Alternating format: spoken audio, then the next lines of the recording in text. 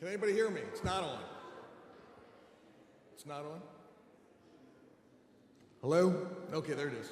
Sorry. I am. Welcome to today's workshop. I have some housekeeping items to go over first. First of all, if everybody's already moved down front, that's good. I already had a note in here saying for crying out loud, everybody move down here. Didn't have to do that. This segment of the sanctuary will last from about 10 a.m. to 11:30 a.m., at which point we'll break for a delicious lunch in the fellowship hall across the hallway, provided by Freedom a la carte.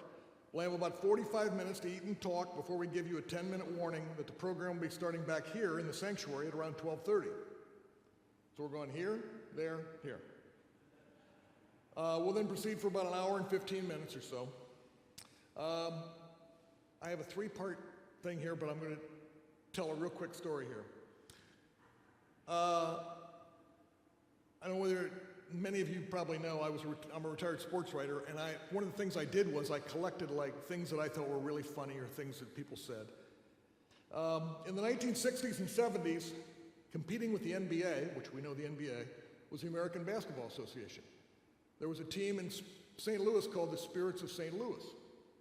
And they had a guy on the team named Jim, and this was an appropriate nickname, Bad News Barnes. So one time, Bad News Barnes and the Spirits of St. Louis were playing in Kentucky, and they were getting on their charter after the game, and they left at 8:01 p.m. Kentucky time, and they were going to land in St. Louis at 7:59 p.m. Jim Bad News Barnes looked at the plane, looked at the manifest, and he said, "I ain't getting on no time machine." Thank you. Thanks. My name's Rusty Miller. I'm co-chair of the Covenant Presbyterian Church's Welcoming and Inclusion Task Force. We have 8 members of our group.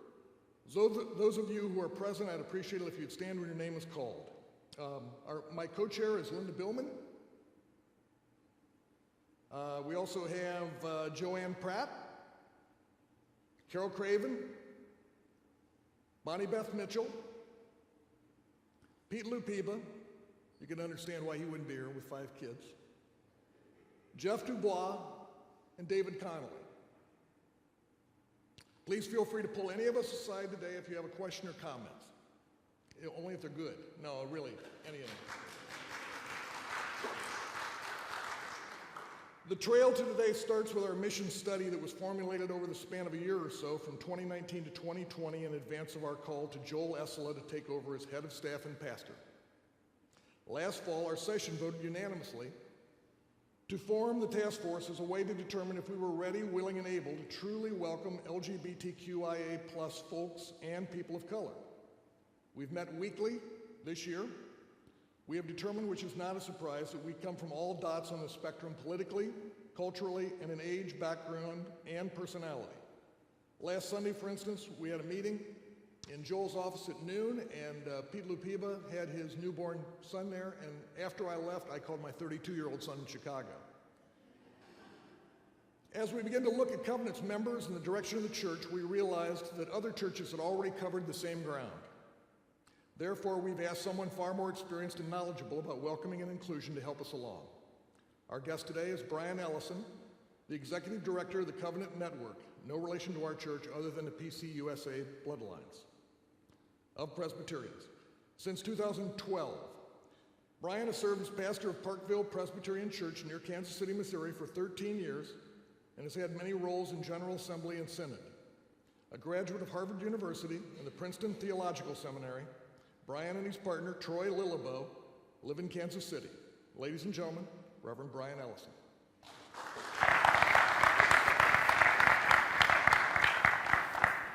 Thanks so much, Rusty. Thank you to all of the task force. Thank you to Joel for the warm welcome and for inviting me to the pulpit tomorrow. It really is good to be with you. I don't know that we have nothing to do with each other than the shared name and the PCUSA bloodlines. In fact, that word covenant is a really special and important word, and I hope that it's in every Presbyterian church is a covenant church, whether it's in their name or not.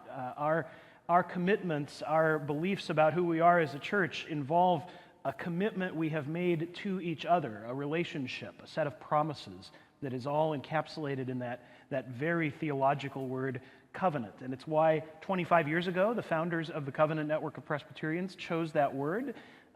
We aren't a civil rights organization. We aren't just fighting for justice, although that is part of what I'd say we do. We are about relationships, about the church trying to be as faithfully the church together as we can possibly be. Let me tell you a little about myself. I was, as Rusty said, pastor of a church in the Kansas City area for 13 years. But 10 years ago, I left that position to start this one as executive director of the Covenant Network. My story, of course, goes back further than that. I grew up in a church in the Pacific Northwest. I was a cradle Presbyterian. I've never known anything else. I was baptized in the same church where my parents had been married. It was the church where I was first ordained as a deacon while I was a youth. It was the church where I was eventually ordained as a minister. It's actually the church where my father is still a member. My brother-in-law is the youth director. My aunt was the clerk of session, and my grandmother, when she died last year at 111, was, believe it or not, was the oldest member of the church. And the oldest person in Washington State, actually, when she died. That church is where I learned about Jesus. It's where I learned the Bible. And it's also the church where, after lots of years of conversation about ordaining LGBTQ people in the church, and even after I came to understand that I myself was a gay man and had not acknowledged that when I was a young person, had not acknowledged that when I was in college. It wasn't until I was in seminary that I even admitted it to myself, and even then thought it would just go away. It would be something I wouldn't have to deal with. It was after that the church I grew up in, where my family was still members and active, decided it needed to leave the Presbyterian church because it was inclusive of people like me. So the church I grew up in is not a Presbyterian church anymore. When I admitted to myself 2 or 3 years into my pastoral ministry that I was gay, that wasn't going to change, and I was missing companionship in my life, and that was something I wanted and needed and deserved, and found a relationship with my partner of now 19 years. We were in an interesting situation at that point. We met in 2003. The church's policies did not allow for ministers ministers who were in relationships to exist in the church. So we had this sort of decision to make. Now, the church had called me there in 99. We were growing. We had just called an associate pastor, actually. The church was just about to begin a building project. Good things were happening. The question was, what was I supposed to do with this reality? And as it became clear the relationship was going to last, I had to decide. Should I quietly walk away from the church? Just slip away, not say why? That didn't seem faithful to what was happening there, what God was doing in the place. It didn't seem like a fair fulfillment of what they'd brought me there to do. Should I come out, tell the truth, let the chips fall where they may?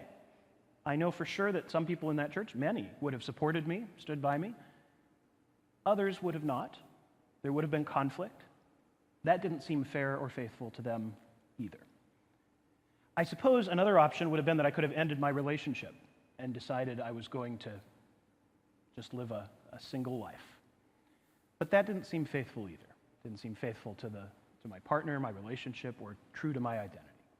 And so we lived, Troy and I, for many years, and the church and I, with a tension. I was in the relationship, but I didn't talk about it. And that continued until 2012, just after the church changed its policies, and I left to take another job. I don't know if I made all the right choices in that. I'm not lifting that up as the model that everyone should follow. But I lift it up as an honest conversation about my trying to do the right thing, and to let you know that for many years in the church, lots of people were in a situation like that.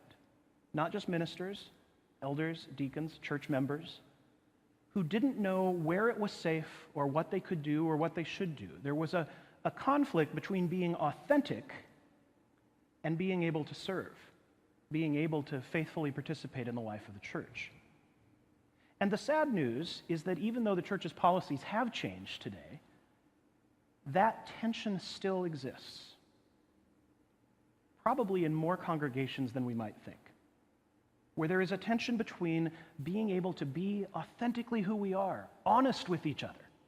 You know, when I did come out to the church just not long before I left and told them I was gay, I had many hard conversations. But those conversations, the hardest ones, were not with more conservative folks who were troubled by the fact that I was gay. The harder conversations were with the folks who were very progressive, who loved me and would have supported me and stood by me, and who were just very hurt that I had not taken this most important part of my life and shared it with them. You did our premarital counseling. You sat by my mother's bedside in the hospital. How could you not share that with us? Authenticity, honesty, faithfulness, that's what we're about in the church. And it's about what truly welcoming all of God's people is about. So today, my hope is that we'll have some good conversation. I recognize that today what we're doing is starting a conversation, or you've already started it actually, so we're taking the next step in a conversation. We are not finishing it today. But what I hope happens today is that questions are raised, ideas are introduced, things are tossed around, knowing that you, in covenant with each other, will have to continue that conversation in the weeks and months and years to come. So here's the plan. We're going to start by building a foundation in this morning session. We're going to talk a little bit about how we got here, kind of the Presbyterian Church's journey with these issues. Some of that will be review for many of you who know some of that history, although I think every time I tell this story, people who have been Presbyterians their whole life tell me they've learned something they didn't realize, so I hope that's helpful. We'll spend a little time doing kind of a basic overview of sexual orientation and gender identity. All these words we use. When I say LGBTQIA+, do you know what all those letters stand for? And again, some of us in the LGBTQIA+ community have to remind ourselves what some of those letters stand for sometimes. And then I want, before we go to lunch, for us to dig in a little deeper and say, why are we even talking about this? What is at stake? Particularly why we in the church are talking about this. Okay, I get that that's a civil rights issue, but why is that a church issue? And we'll talk about that before we head off to lunch. This afternoon, when we come back, we'll turn from these sorts of foundational ideas to some practical applications of them and what it might look like for a church that says, you know what, we have some work to do. What might that look like? What are steps they can take, we can take, to create a hospitable, visible, inclusive community? Along the way, I hope you will feel free to ask questions and have conversation. I have built in time for that, so don't feel like you're interrupting me. It is good for you to talk. If I feel like we've got to keep pushing on, I'll tell you that, but there will also be a little bit of time, I hope, at the end. And at the end, I'll also tell you a little more about the organization I work with, the Covenant Network of Presbyterians, which is celebrating its 25th anniversary this year, my 10th anniversary with them, doing this work in churches around the country.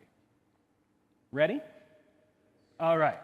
So let's talk about how we got here, and particularly about the history of the Presbyterian Church on this journey. PCUSA was not the fastest moving church on these issues, but it also has not been the slowest moving. I think it is a pretty typical and helpful example to kind of consider how that conversation unfolded. Let's start, this is not really the start, people have been talking about this for generations, but let's start in the late 1970s when one of our presbyteries, the Presbytery of New York City, sent a request to the General Assembly and said, can we ordain gay people? Is that allowed? There was nothing in the Book of Order about it. And of course, being Presbyterian, we formed a task force. You know about task forces, I understand. The General Assembly, actually that's when we had a northern and a southern church. Both General Assemblies formed task forces. And they reported back in 78 and 79, they actually coordinated. They reported back with was called the definitive guidance. And the definitive guidance said that self-avowed, practicing homosexuals, that was the language, could not be ordained. And believe it or not, they lifted that up as a compromise. Self-avowed, meaning we're only talking about people who actually say this stuff out loud. We're not going on witch hunts. And practicing meaning we're going to focus on sexual behavior, not on identity. We're not discriminating against anyone. We're just saying you can't do certain things. Now, I hear some chuckles, but I'm going to try to be as sympathetic as I can to this 45 years ago conversation. There was a different understanding of some things. One thing that wasn't understood is the idea that it was understood by some. It was not understood by the church when it took this action, is that it's not fair to bifurcate a person's identity from their practice. Just as we don't expect heterosexual couples to pretend that sexuality is something they can just sort of turn off and consider separately, like it's not part of who they are, homosexual people, gay or lesbian or bisexual people, queer people, their sexuality is part of who they are.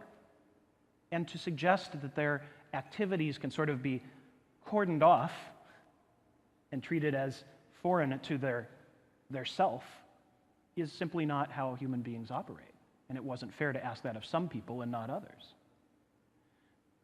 Self-avowed, of course, was probably the most insidious part of this, because what it said is it's okay to be who you are as long as you don't tell anyone. We built inauthenticity into the policy. But we are Presbyterians, so we kept talking about it. This was not the last vote that was taken on these issues. Now, meanwhile, some events intervened. In 1983, the Northern and Southern churches reunited. They adopted a new book of order. They had to put in some words in there about marriage, and so the chapter on marriage said, marriage is a civil contract between a man and a woman, which was true in 1983 in all 50 states. It stopped being true at some point. That was an incomplete definition of marriage, but this was still in our book of order, and it became the instrument that excluded churches and ministers from performing same-sex marriages. And so through many, many years of judicial cases in the Presbyterian system, we kept narrowing and interpreting and trying to figure out what our policy was on whether same-sex couples could be married in our churches. And time and again, it came back to this sentence in the Book of Order that said, until this changes, they can't. So we had same-sex union ceremonies. We had ministers performing ceremonies in parks but not in buildings. We had ministers brought up on charges for doing something more than that. But we kept talking. In 1997, there were enough people trying to find ways around this 78 policy that a group of folks, I'm going to use the shorthand of conservatives. I don't want you to hear me using that word as a bad word. It's not I don't mean that to be a criticism of anyone who would use the word conservative to describe themselves. I'm describing the folks in the church who were opposed to the ordination of LGBTQ people. And a group of those conservatives organized to enshrine in the Book of Order specific language. So now it wasn't just this church policy from 78. Now we put it into the Constitution of the church. And what they put in said that among the requirements for ordination is fidelity in marriage between a man and a woman, or chastity in singleness. Fidelity and chastity. And they went on to say persons refusing to repent of what the confessions call sin shall not be ordained as deacons or elders or ministers in the Presbyterian Church. For context, so that passed in 1996 at the General Assembly, and then it was ratified by the presbyteries in 97. I was in seminary when that happened, just beginning to admit to myself I was gay, and realizing that has to get pushed down because I really feel called to be a minister. But this was the policy. They realized, by the way, that they had gone too far at some point, but it was too late. What the confessions call sin, I don't know if any of you have read the Book of Confessions of the Presbyterian Church. It includes statements from the Reformation. It's a pretty thick book. Calls quite a few things sin. Women performing baptisms, it calls sin. Gluttony, it calls sin. Lending money at interest, it calls sin. And there are some bankers, and there are some people who like potluck dinners in Presbyterian churches who have been freely ordained for generations. So we had a problem. We had an issue with this in the Book of Order, but that was the tool. Notice it doesn't mention homosexuality, but it was only ever used to exclude LGBTQ people from ministry. But we kept talking. In fact, the very next year, the General Assembly in 1997 voted to remove it, but that didn't get the majority of presbyteries to go along. They did it again in 2001. They did it again in 2008. Again, those years, they didn't get the majority of presbyteries to agree, but it got a few more votes each time. Until finally, in 2010, the General Assembly again voted to remove that paragraph, and this time, in 2011, the majority of presbyteries did approve. So now we have a new ordination standard that says instead of systematically excluding a certain group from even being considered, now it says that every person gets considered and examined for their sense of call, their qualifications for ministry, their preparation, their faith. And that is the standard that now presbyteries for ministers or sessions for elders and deacons are examining people by when they are brought up for ordination. Similarly, 4 years later, we did change the policy on marriage.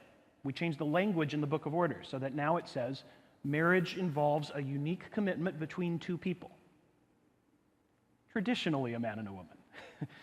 Because there is politics at the General Assembly. There are compromises that are made to win over majorities. I'm actually glad that they were willing to compromise, because a lot of people who would have identified as conservative but who realized the church needed to move said, I can support this as long as you don't say that my views were crazy or evil. And so this is what our book says. Traditionally a man and a woman, but now open to more than just that. And this is now our church policy, which is great news. The Covenant Network was very active in seeking these changes. I joined in 2012, just after the first one of those decisions, but was very involved in the second one of those decisions.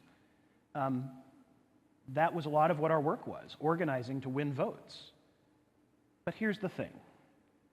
Just because those votes passed, just because the policies of the church changed, didn't mean that the journey was over for the PCUSA.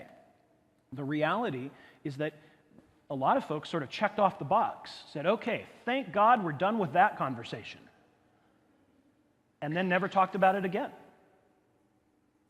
But the reality is that in the day-to-day life of many churches, nothing had actually changed.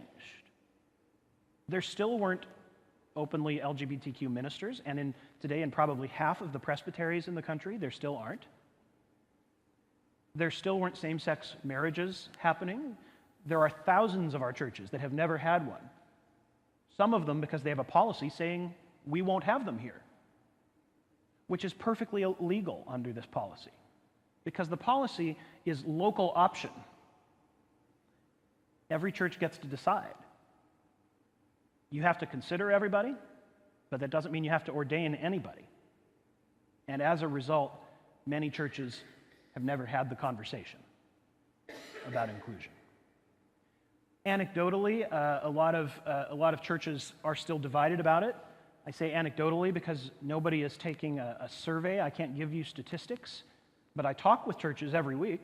I mean, Joel called me a year ago when we started this conversation. Maybe not a year, but a while ago. And those are the kinds of calls I take a lot from pastors saying, help me with this. Here's some things I'm wondering. And what I've learned is that churches are divided around sexuality and gender identity, but mostly, even when they're not divided, they're afraid to talk about it because people don't feel knowledgeable enough, they don't feel it's completely safe, and they don't want to just cause conflict without a solution. And that's even true of people who I would call affirming, people who want to be inclusive. They still sometimes, because they aren't sure what to do, don't take the steps that they feel like they probably should. Does any of this sound familiar? It's not unusual. So, you're at a place, this church is, of inviting me to come. I don't want to make any more assumptions other than that. But I've never been in any community where it isn't helpful to sort of take a step back and do a little overview, a little LGBTQ 101. What is sexual orientation and what is gender identity? Before I do that, let me pause, see if there are any questions about anything I've shared about that Presbyterian church history. Yeah.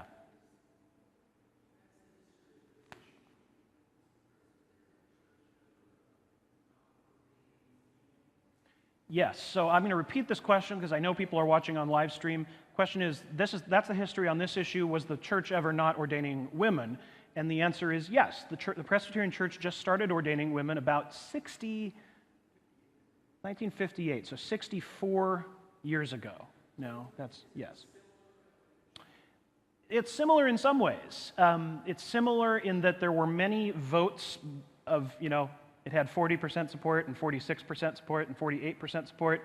And then when it got 51% support, the next year it had 85% support. This part was similar. This part, we don't know if that's as similar.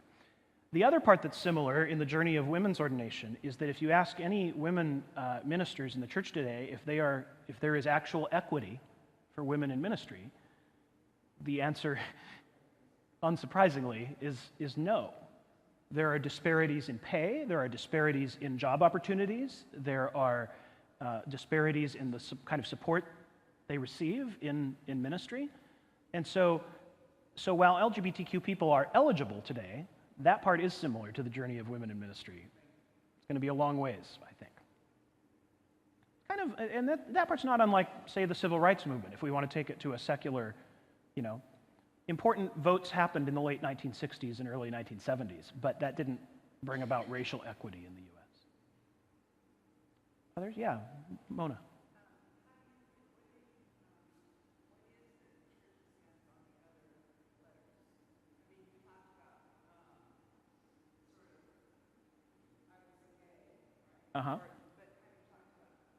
Transgender. So that's a great question, and I'll talk a little bit later today about some of the steps the church has taken and invited congregations to take with regard to people of diverse gender identities. But let me answer you briefly. Until 2018, the Presbyterian Church General Assembly had never once taken any action that even acknowledged the existence of transgender or non-binary people. We didn't have a policy against it, but we didn't really have a position. And some of you may remember back in 2016, there was a group out of Nashville called the Council on Biblical Manhood and Womanhood. And they issued kind of this scathing, lengthy theological statement that rejected the idea of transgender people or gender non-binary people. They argued that gender was part of God's created order and it was one or the other and it could not be changed. And it got a lot of attention, and some reporter called the Presbyterian Church's office in Louisville and said, "What's the PCUSA say about this?" And our Office of Theology and Worship had to answer accurately. Well, actually, the word they used was, "We are agnostic on this issue." I wouldn't have probably said it that way if I were them, but what they were saying was, we've never taken a position, and that was true. So in 2018, the Presbyterian Church General Assembly did say, we affirm the dignity and humanity of people of all gender identities, including transgender and gender non-binary people, and affirm their right to serve in the church and their gifts for ministry. We have more work to do in fleshing that out, and our congregations have more work to do. They called on churches and all the agencies of the church to expand their welcome, and that's what we'll talk about more this afternoon. So let me talk a little bit about this 101, and let's start with sexual orientation. All right? Sexual orientation means who a person is attracted to sexually or romantically or emotionally. Orientation has to do with attraction. So there's a lot of words we use to describe particular sexual orientations. A lot of those letters stand for those. Anyone know what the L stands for? Right. I'm off my slides. I should mention a couple things about sexual orientation. Orientation is not understood as being a person's choice. It's the product of a variety of factors, and science is kind of learning about that all the time. There may be genetic factors, there may be nurture factors, but it isn't just that a person decides one day, I'm gay, or I'm a lesbian, or I'm bisexual. And that's why we don't use a term that maybe you've heard, what's someone's sexual preference? It's not really a preference. I didn't prefer to be gay. I am gay. It also doesn't describe behavior. A person could be gay and celibate. A person could be gay but married to a woman and having sex with women. A man could be. Orientation is about your attraction. Behavior is a different question. It's also, as we are coming to realize, something that exists on a spectrum. A person may not be entirely, exclusively attracted only to one gender or the other. And this is actually true, I think, for people who don't even identify as queer or gay or lesbian. I think this is true of a lot of people who identify as straight. A person's attractions may not be entirely binary. And part of what we have come to realize over the last 25 years is that that binary of sort of insisting that someone is in this category or that category, not both, and there's no way there's space between them, has been part of why we've had such a hard time talking about these issues. And so there are sexual orientations that acknowledge that this isn't entirely binary. So now we can get into some of those examples. You were correct. L stands for lesbian. Lesbian refers to a woman who is attracted to women. I bet you know what the G stands for. Gay refers to men who are attracted to men, although it is sometimes used more generically and refers to men or women, or people who are attracted to people of the same gender. All right, we're going to get a little harder now. B, what's the B stand for? Right. Bisexual is a term that refers to people who are attracted to both genders. But what did I just say about binaries? Sometimes, as we have sort of shifted our... Bisexual is a word that's been around for a while. You're going to hear it less and less because it emphasizes that binary in a way that we don't necessarily believe entirely anymore. So you hear some other words. So like the word pansexual. Have you heard that? Pansexual, pan, the Greek word for all, it essentially means your attraction is not based on a person's gender. You could be attracted to someone of different genders, and it eliminates sort of that binary of attraction. Another word for another orientation is heterosexual or straight.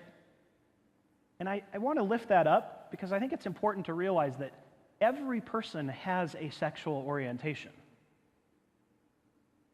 If you identify as straight or heterosexual, you have a sexual orientation. So sexual orientation issues are not something that those people deal with. We all deal with them. And with our sexual orientation comes a whole set of cultural assumptions, a whole way of interacting with people. You know, the first time you meet someone, how much you smile at them, how much you let yourself look at them. That's all guided, and you do those things without even thinking about it because you've done them your whole life. But they're shaped by your self-identity of your sexual orientation.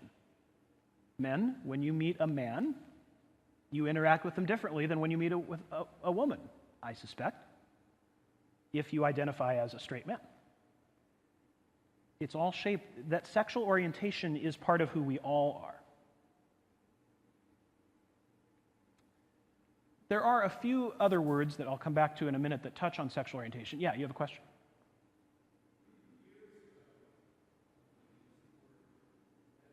Mm-hmm. Mm-hmm.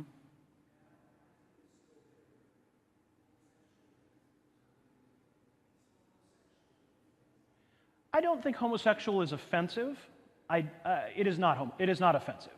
I think it is less commonly used because it sounds so clinical.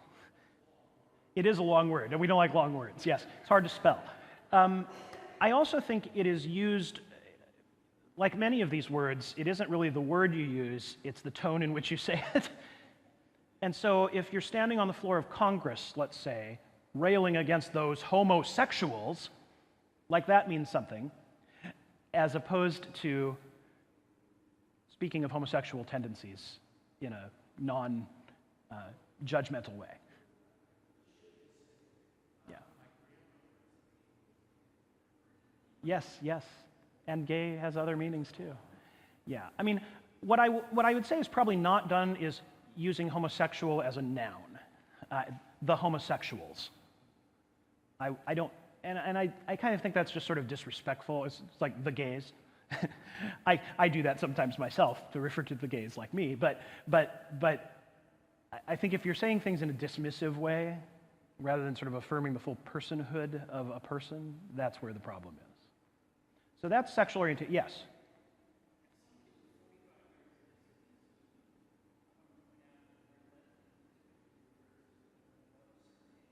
Yeah, it's interesting.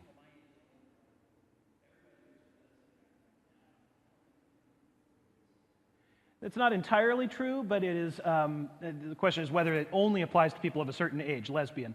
But I think, I hear what you're saying, and I think that the word is, well, as I will point out, there is less need among younger generations to actually apply these labels so rigidly. There is a generational element that makes it so important to put a name on people.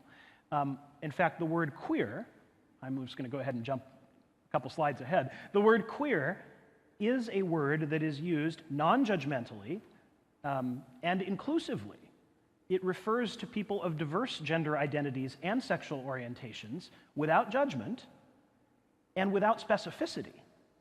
You can be part of the queer community and you're not necessarily saying, I'm gay, or I'm lesbian, or I'm transgender, or I'm pansexual. You're not specifying, because why should you have to? When you walk into a room, if you're a straight, heterosexual, cisgender person, you don't say, hi, I'm Mona, I'm a straight woman who identifies as a woman. But the queer community sort of has had to endure being labeled with this great specificity. And so younger folks do tend to say, I'm queer. You can figure out the rest by getting to know them. You don't get to just label them. Right. So this is the biggest question I get when I speak with churches. And I will say especially groups of a certain age, to use the word you use. And that is okay. And I appreciate your question, and I don't think we want to insult anybody. But the word queer, and it is still possible to use it in an insulting way, make no mistake. But the assumption is no longer that word is negative. In fact, your local bookstore has an aisle of queer literature, and your local university has a queer studies department. It's okay to use. Estelle?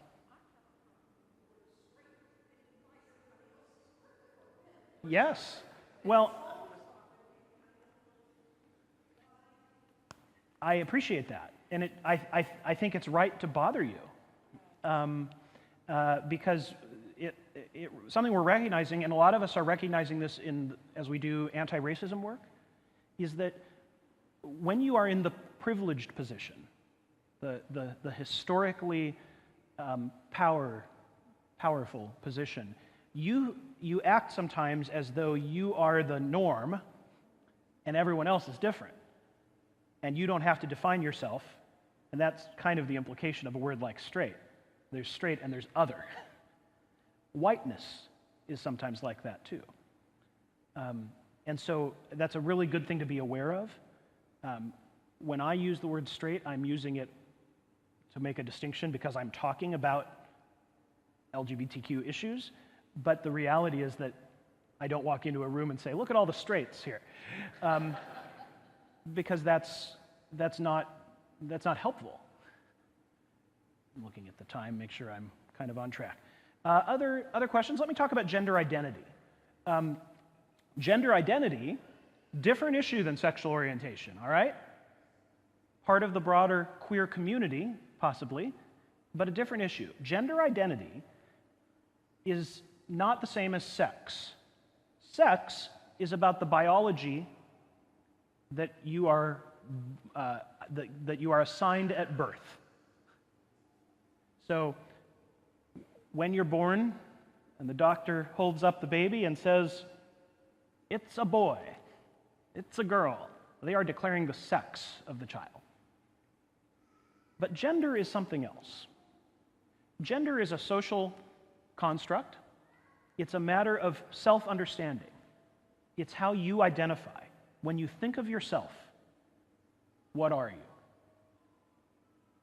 And we'll talk about what some of those gender identities could be. It could be male, it could be female, it could be something else. But what it describes is the set of cultural understandings, the traits that we identify with the most. And just like orientation, it is understood to be the product of a variety of factors, but again, not entirely a choice. Maybe not at all a choice. And also like sexual orientation, it is on a spectrum. So a person may not feel entirely male or entirely female.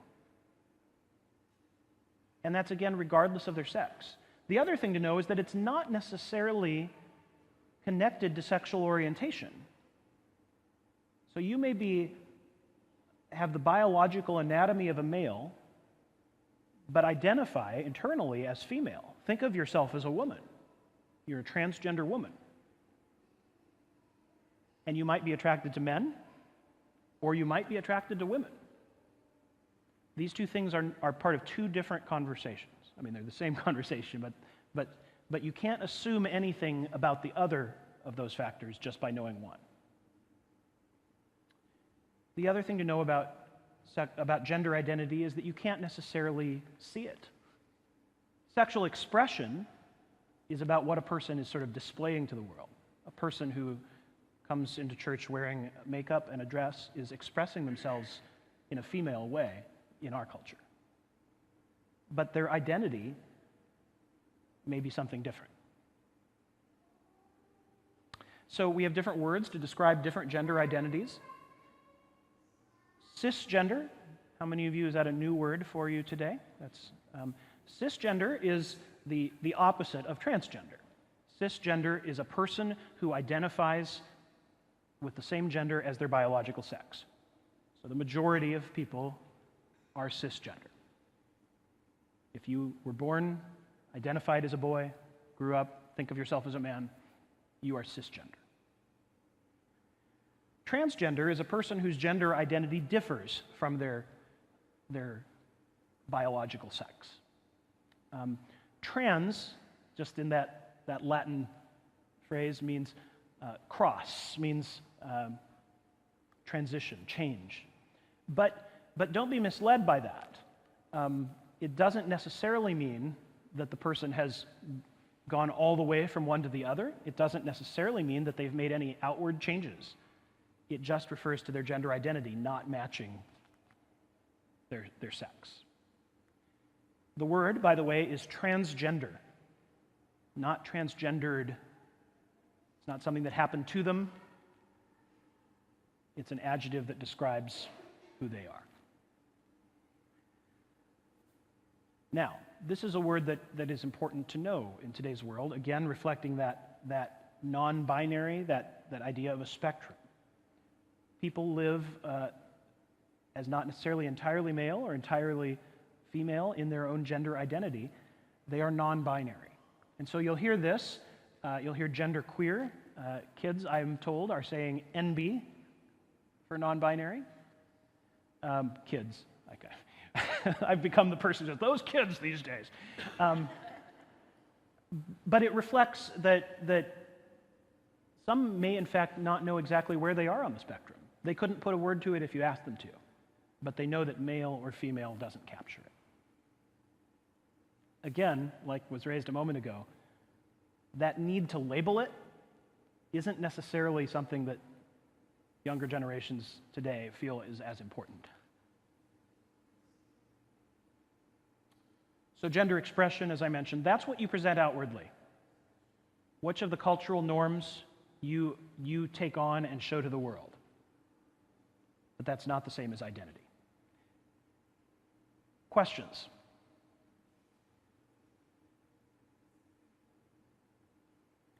Is this getting more complicated? So one of the things that I want to lift up is that I'm not trying to complicate your life. I'm not trying to make this so hard that you just want to throw your hands up and say, I'm not going to ever understand this. But what I do want to do is make you more curious. I want you to know that these things are not just sort of wacky concepts on a screen from a class. People are living these labels. These are their lives. And if a person walks into this church who identifies as a gender non-binary lesbian, or that's probably not a good example, some combination of these words that you don't recognize, understanding them to some extent means figuring out how to better understand who they are, how they identify. And that might mean that after you've had a couple cups of coffee with them, you ask them a question. Once you have a relationship, it might mean that you ensure that they feel safe in your church, and that when there's a time for people to share who they are, they can say those things without it half the people in the room shaking their head. But this isn't just in theory. This is people's lives.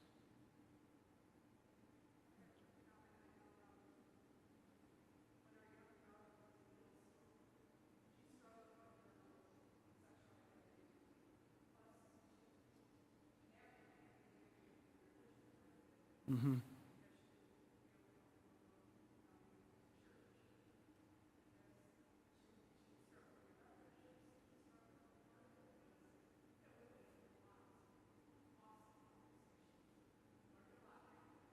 Yeah.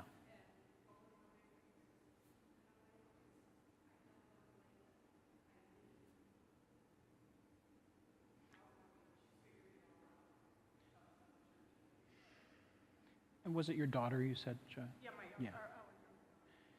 Joanne's talking about her daughter who, when she was first figuring this out and open to talking about it, she didn't want to be labeled. And now that I don't want to be labeled, I'm me, is what Joanne said. And I appreciate that.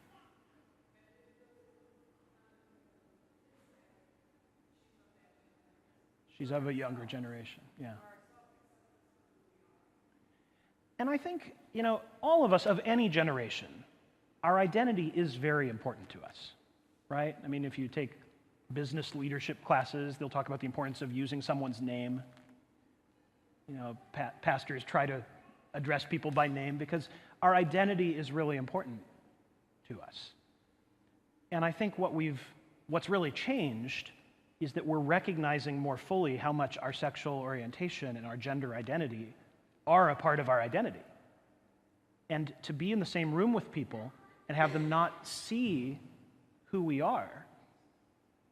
So all those years I was standing in groups of people and not acknowledging I was gay, or being afraid of people finding out I was gay, or actively walking into a restaurant and scanning the room to see who was there when I was there with my partner to make sure I either didn't get seen as gay or figure out how I was going to introduce him.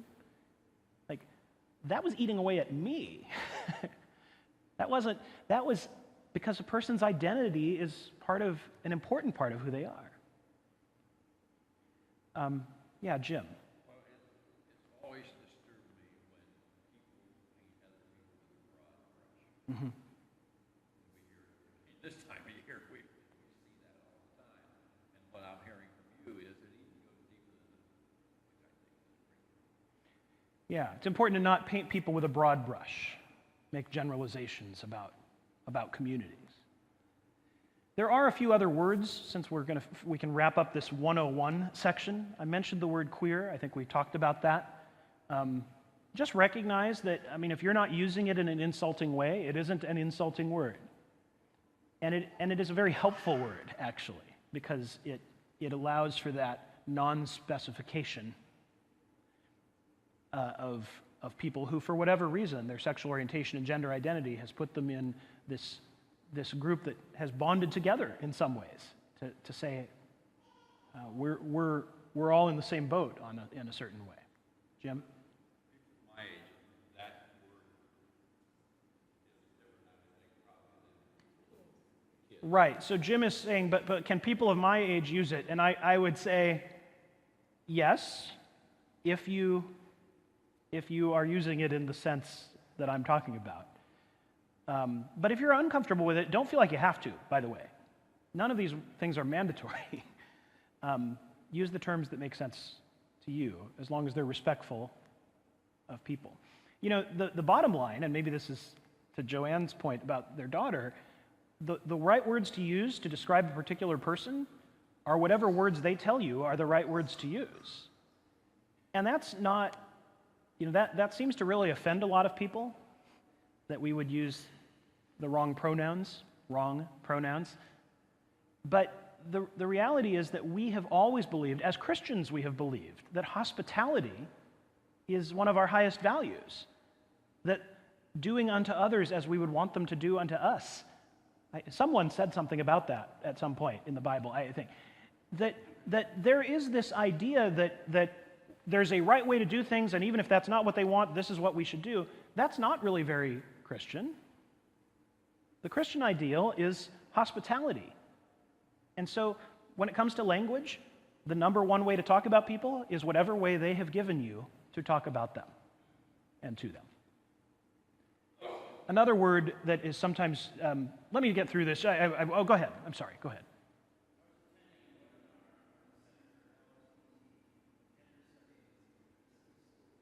Yep.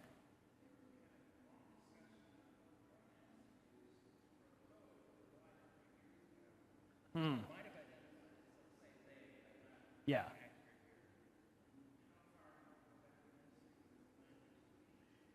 Yes.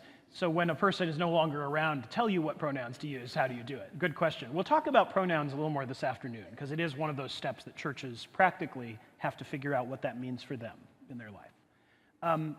Intersex, we've done LGBTQ now, right? T is for transgender, queer is Q. LGBTQIA is the words that the Presbyterian Church used when it took that action in 2018 that I mentioned. I stands for intersex. Intersex is a medical term. It refers to people who are born with anatomy that does not make them exclusively male or female. This is actually more common than you might think. 1 in 1,000 babies in the U.S. is born intersex. And this has been true for a long time, but for a long time, doctors corrected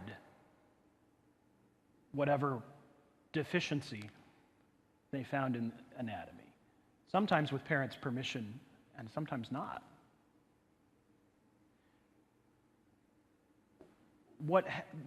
So intersex is not exactly a sexual orientation or a gender identity. It's closer to being a gender identity, I guess. But the reason that the group is included in sort of the broader queer community is that what happens is that intersex people often end up with a variety of the same kinds of challenges and oppressions in their life. Gender dysphoria, that's when your gender identity does not match your sex, and that's the feeling of being distant from your own sex in terms of your gender. That's very common. Sexual exclusion, being treated as sexual outcasts because of their anatomy can be an issue. And so the intersex community, for the most part, wants to be included in this broader queer community, but doesn't want to be called gay or lesbian or transgender, because that's not exactly right either. The other letter in the lineup is A, which stands for asexual. Now, asexual is people who don't experience sexual attraction or who do so at a very low level. It doesn't mean they want to be alone necessarily. Some of them still try to form a companionship or a romantic relationship, but it's folks for whom this is probably more like a sexual orientation, and it is an orientation to not be attracted to people sexually. This group also identifies often as part of the queer community because that idea that you could live as a human being in the United States and not be sexually attracted to people is seen as so countercultural, so outside the norm, that they often feel exclusion and discrimination if they talk about that out loud. It's something that a lot of asexual people try to hide, just like a lot of LGBT people have tried to hide that. So LGBTQIA+, the plus is doing now what the Q used to do. It is to be inclusive of others who might, for whatever reason, not identify with one of those letters, but who authentically are part of this community that has been on the outskirts sometimes. There are other words. A for allies sometimes. That means there's a second Q. It stands for questioning. Maybe you've heard of others as well. Questions? You ready to move on? Yeah.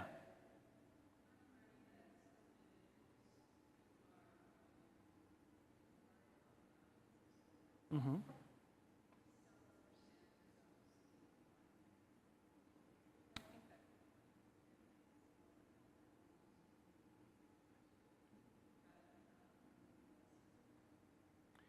Jeannie is asking whether some folks on the autism spectrum find themselves identify in terms of gender as non-binary. Yeah. And that's true. I mean, that's true of folks who are not on the autism spectrum, and it is true of, yes.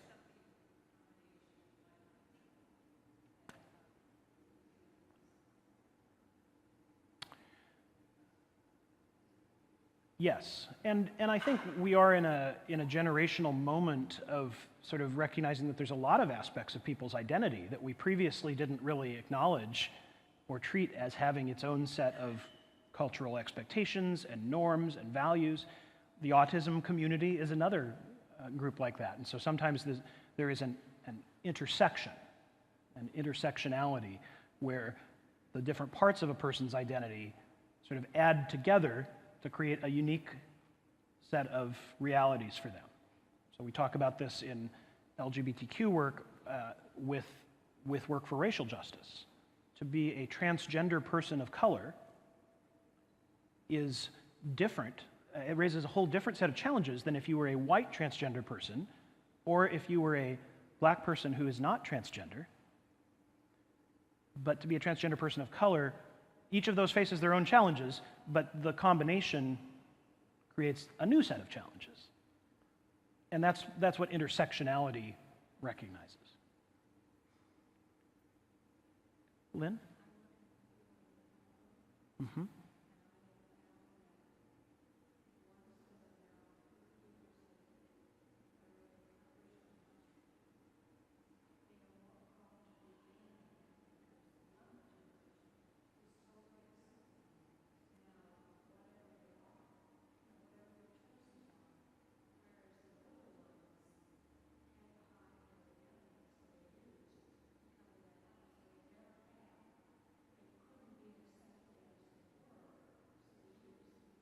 Right, and Lynn is talking about her work in the recovery world and how there are an enormous number of people who are LGBTQIA+ who struggle with addiction because, well, because they have endured a great deal of depression, that becomes the coping mechanism. And the degree to which they find a community that affirms them in the wholeness of their being, whether that be 12-step or counseling or church, can shape not only their recovery, but also their growth as human beings into living their identity in healthy ways. So let's get to what is at stake in this. And to help do that, your task force has lined up a couple of folks over the course of today to share a little of their own story. And I want to start by, I think we have a video of Barbara Marshall. And does someone, before we play that, does someone want to explain who Barbara is for those who may not know? A great member of this church, Tori.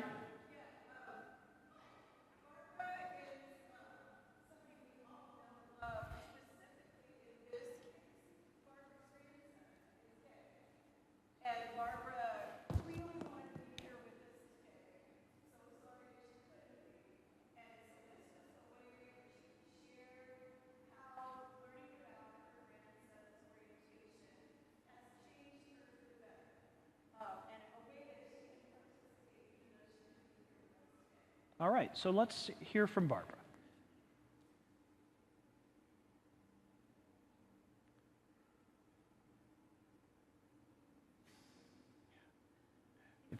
It's magic. Thank you, Drew. Appreciate it.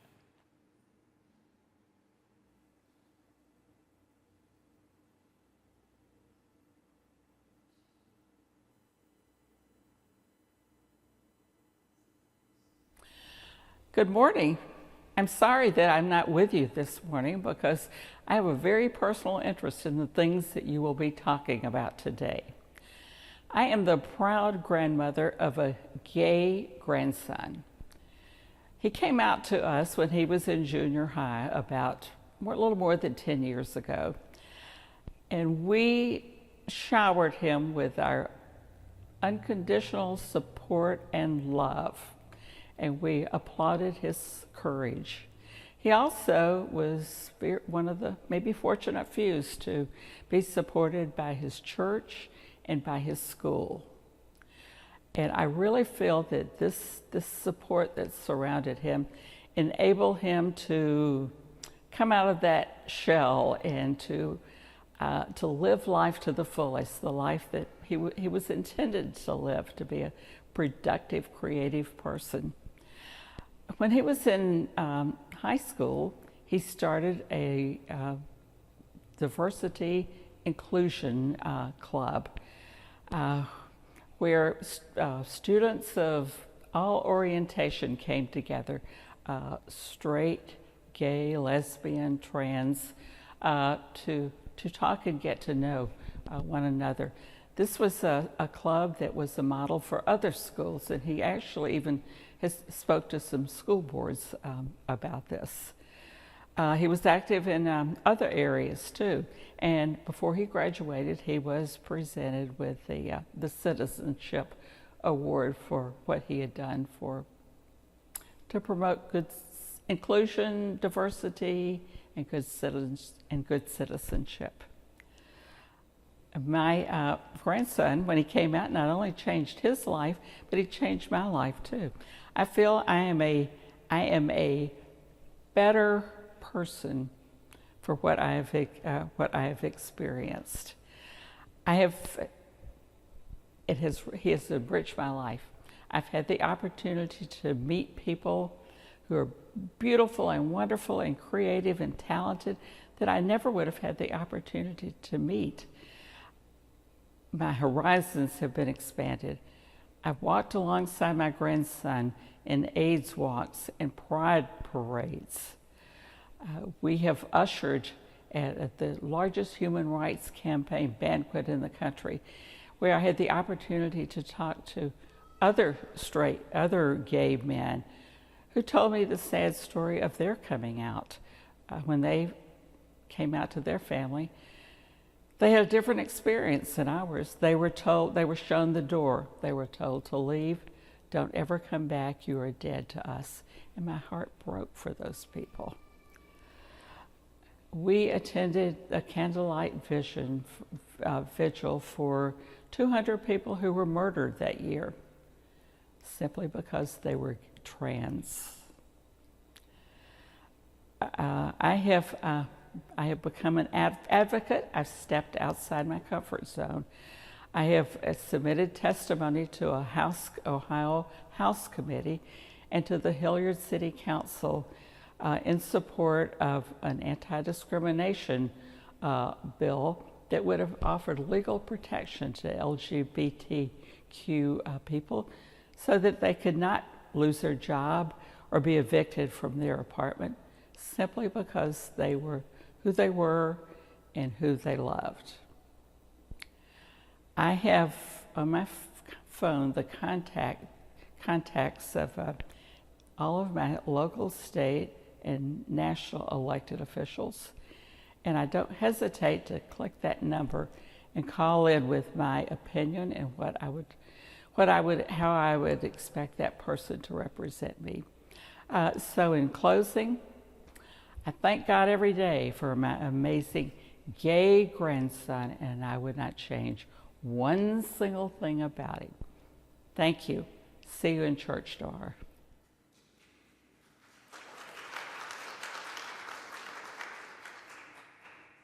That was fantastic.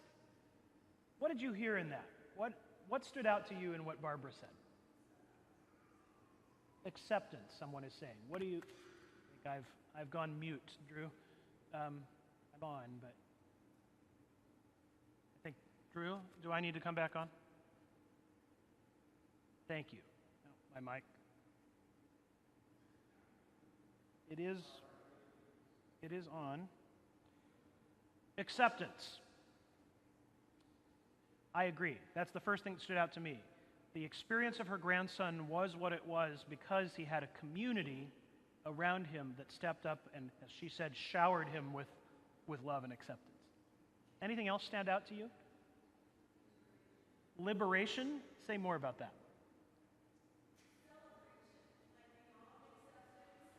Okay.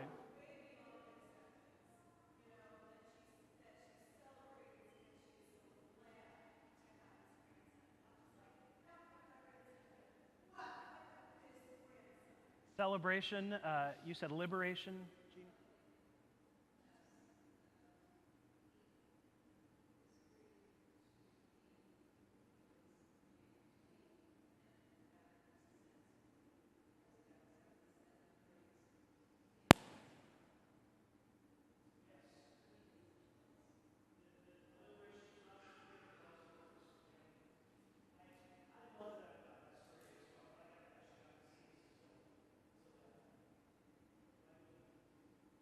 Are we back on track?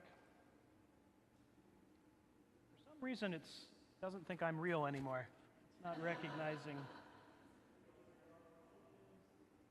That helps. Is the audio switched over to the TV or something? No? Well, okay. I'll do the handheld. I would be honored. Oh, but I have to take this off. Okay. Would you hold that for me, Bob? Yeah. I'm sorry. I'm sorry to scandalize the church by removing my jacket. All right. Here we go. All right. I'm putting it back on. Don't worry. All right. Thank you. Okay. There we go. That was my favorite part of the story, that it was celebration, that it was in fact, there's reasons to include people because it's the right thing to do. There's reasons to serve people because they've been hurt and oppressed in the past. But there's also reasons to serve people that we all benefit when the church is made stronger by the presence of all of God's people. And Barbara's enthusiasm about what her grandson had to offer the world and the family and the school is a reminder of that. Mona?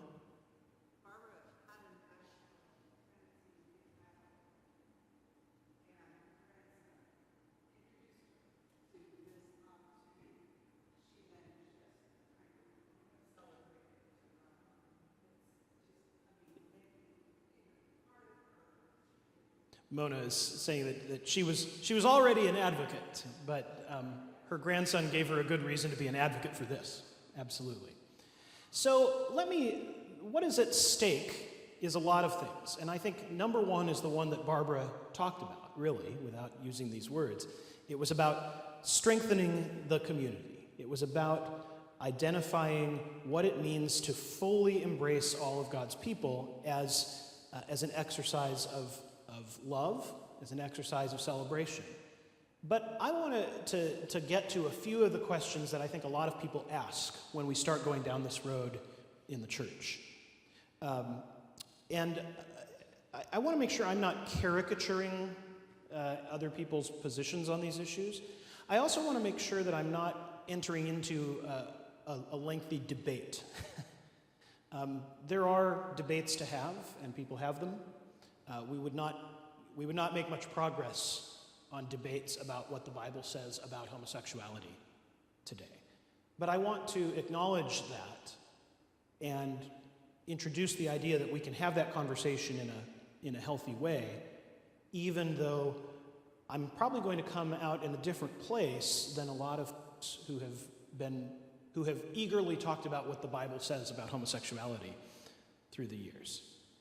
So what about the Bible? And I get asked this a lot, not by people who are trying to argue, but by people who agree with the need for inclusion and want to be able to talk to their friends about it. What about the Bible? Well, what about the Bible? What is the Bible for, do we think?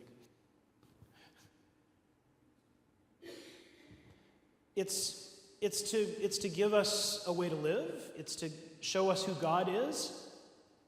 What the Bible is not for, at least in our tradition, is to be sort of a point-by-point rule book. We have this tendency, some in the Christian community have a tendency to proof text. Does that word mean anything to you? Proof texting is when you take an assumption, a statement that you believe to be true, and you go to the Bible and say, see, this thing I've believed now for a while, I find in Leviticus 18:20, it says this. That isn't allowing God's Spirit to speak through the Bible to shape us, to form us, to transform us, which is what our tradition has always believed the Scriptures are for. That is us trying to use the Bible to do our bidding. In fact, it's the opposite of what the Bible is for. So I start from the assumption that I'm not trying to find the Bible saying what I want it to say, but I don't excuse it or allow it from others either. Another thing that we can do when we read the Bible is we choose to have it to read its focus on individual behaviors, or we can choose to understand the Bible as a set of broad principles on which we live. Understand that the Bible is written over the course of hundreds of years by multiple people a long time ago, living in different cultures, different from each other and different from our own. To find exact parallels to the day-to-day decisions that you have to make in the life of a first century Palestinian woman or a 4th century BC Jewish exile may not be the most logical way to go about finding your own moral compass. But what might make more sense is to look at what the broader principles laid out in the Scriptures are, how they might create a foundation for us to make good life decisions, and then apply them to our lives as best we can. So what do you think are the broader principles of the Scriptures? Are we bold enough to declare them based on your time of going to Sunday school and listening to sermons? Mona? Love one another seems fairly foundational. Love God, in fact, in that order, right? Love God and love one another. Anything you read someone telling you the Scriptures say that contradicts those principles is probably a misreading of Scripture. because those are so foundational that they can't be overridden by one point, by one sentence. Anything else?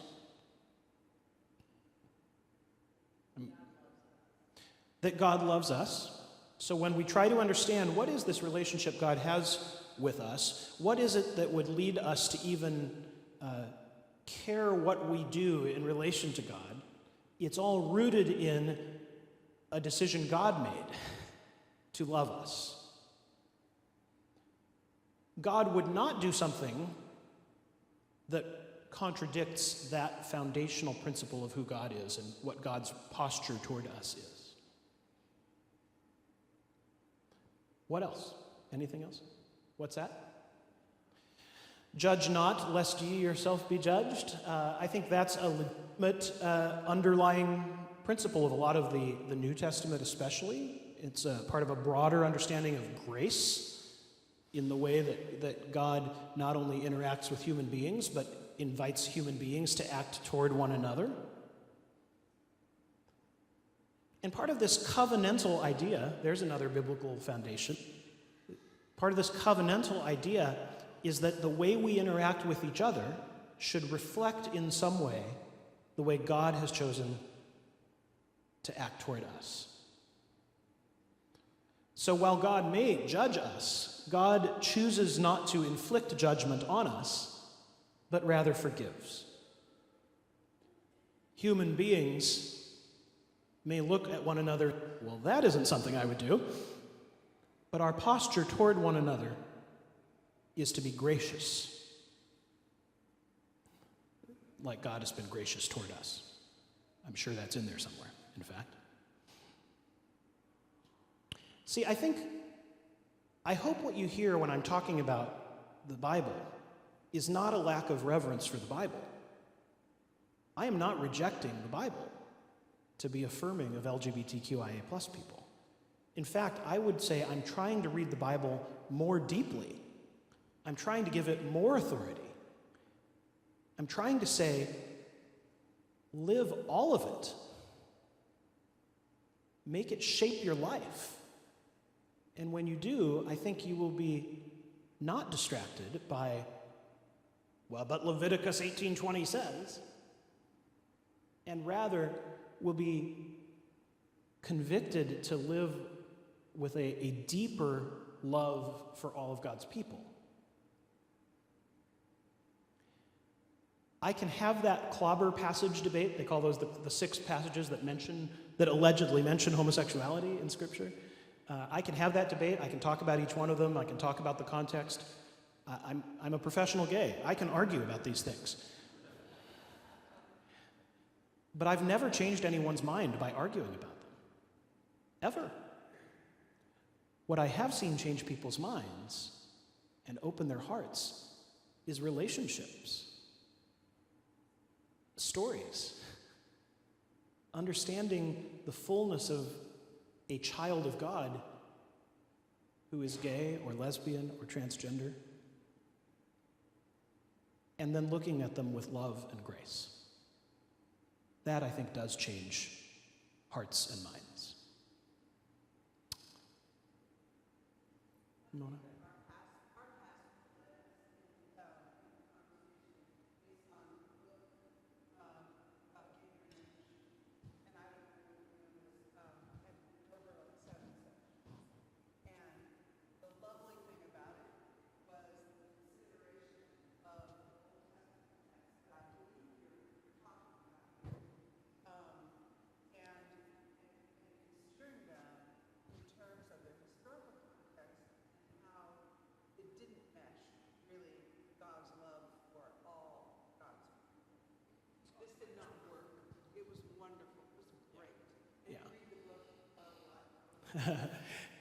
Book study that Mona did not, the book,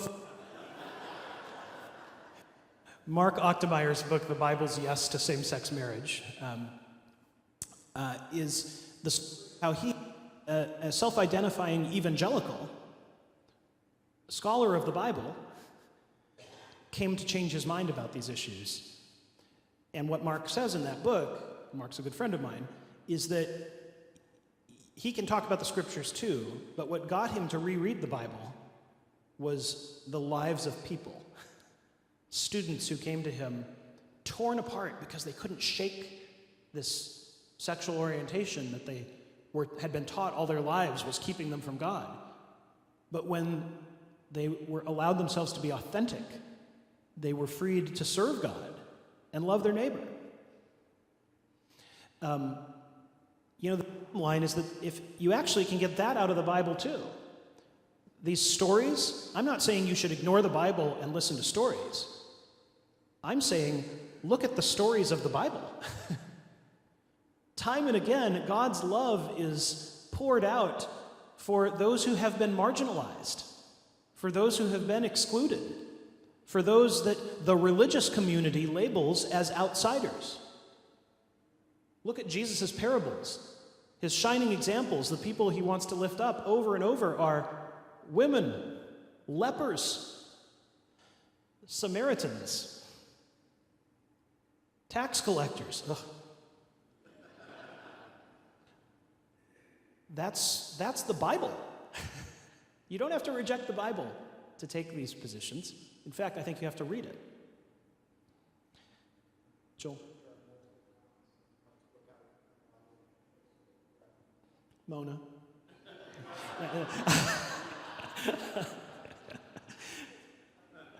Just teasing Mona. I don't even know Mona, but I like her already. Another thing I want to touch on, and we will break when it's time for lunch. No, it's not time yet. Is the accusation that is sometimes made against those of us in the church who are supporters of inclusion is that we are calling for something of an anything goes situation. That, well, you're just throwing out all the rules. You don't think there is a right and a wrong anymore. And I guess I want to say that isn't true. But that part of our problem as a church has been that by saying that all LGBTQIA plus people are sinners, we've been saying there isn't a wrong. That's the position that eliminates right and wrong. It's all wrong. But as the church comes into this place of acceptance, we are actually able to say, well, there is faithful good ways to live. There are faithful good ways to live, and then others that are less so. We're actually able to preach and proclaim in love and morality and justice when we are affirming of all God's people. Does that make sense? So what are the elements then of a faithful biblical ethic that is inclusive of people of diverse sexual orientations and gender identities? And I'm going to start by saying I don't know fully, because the church hasn't really been doing that, asking that question for very long. We've been so busy excluding. The other piece that I would invite us to when we think about that is a need for graciousness in light of the fact that we're talking about a community that has, for the most part, been expressly condemned by the church. So I'm not sure it makes a whole lot of sense for the church to say in 2012, okay, you can come now. And in 2018, and here's how you should be living. Why aren't you? But having said that, and as a Christian gay man who wants to live faithfully, I think there are principles in Scripture that we can all observe and recognize that they are not just for gay people or lesbian people or pansexual people. They're for all of us. One is that I think any faithful sexual expression, sexual activity, relationship on biblical grounds is going to be rooted in love, in faithfulness, in justice, in mutual respect, in a sense other person or other people are children of God. I think it's going to involve affirming that all of us is made by God, not just the the parts that are easy to talk about, but the hands, the feet, the head, the arms, the legs, right? The body of Christ imagery in 1 Corinthians. Some of our members are honorable and others are dishonorable. You know what he's saying there, right? The ones we have to cover up. But how can we call them that? None of them are dishonorable. They're all parts of the body. And I think that is true about our actual bodies, including sexuality. God made it, so it is good and is to be celebrated and affirmed. But that's also why we take care of it. It's also why we handle it faithfully. And in fact, that's not just true of our bodies, it's true of all of creation. So we will want to treat others with that same kind of respect and faithful service and love. The other thing that has really spoken to me as I've been doing this work, and I don't think I'd ever thought about this before I started this job, to be honest, is how much of the world I have seen, and maybe a lot of us in the church have seen, as binary. Right and wrong, black and white. And one of the things that my eyes have been opened to as I've talked about gender identity and sexual orientation is that isn't really the way God made the world. It's not even the way Scripture presents God having made the world. So even in Genesis 1, even in this passage of the Bible that has been used to justify exclusion of transgender people, God made them male and female, or has been used to exclude gay and lesbian people because there's Adam and Eve, not Adam and Steve. Read it. God made day and night. God made land and sea. And yet, what do we know about those things? Land exists, sea exists, but there's also some space. You're in Ohio. I grew up in Washington State. Let me tell you how this works. There's some space where the land meets the sea. Estuaries, tidal, intertidal zones that are not completely land and are not completely sea. Sometimes they're both, or one or the other. There's a whole ecosystem that lives just in that space. And I have to say, those are places of uncommon beauty. Night and day, yes, we know what night looks like and we know what day looks like. But we also have dawn. And we also have dusk. What would our world be if at 6:45 in the evening it went click, now it's dark? God creating the world with those things did not mean that there isn't space between. And in fact, we love sunsets and we love sunrises. So why, when we get to verse 26 and it says God made male and female, we think that in that case there can't be anything in between? That there might not be uncommon beauty in being non-binary, transgender. I think we're just not reading Scripture deeply enough.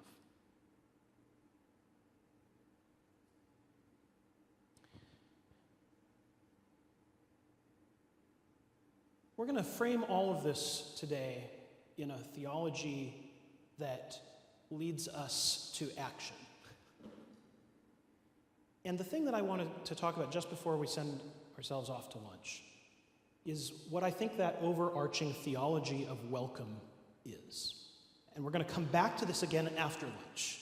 So it's part of what I hope you'll actually talk about over lunch around your tables. I'm trying not to give you too much homework for this hour because it's been a pretty heavy hour and a half. But I hope at some point around your table some of these questions will come up. I have come to believe that welcome, because welcome is this word in churches that I think is really a little dangerous to use because it is such a common word. Welcome is printed on doormat. You literally can just click on this word. The church I served for 13 years had a banner over our door that said, "All are welcome." Maybe you've seen such banners. We meant it, and it was true. But the reality is that an LGBTQIA+ person who has been hurt by the church, and that's most of us, see that sign on the door, and we do not believe you. It does not apply to me. What you mean is all are welcome as long as they fit here. At least that's what we assume. And even if you mean it to mean more than that, we don't believe it.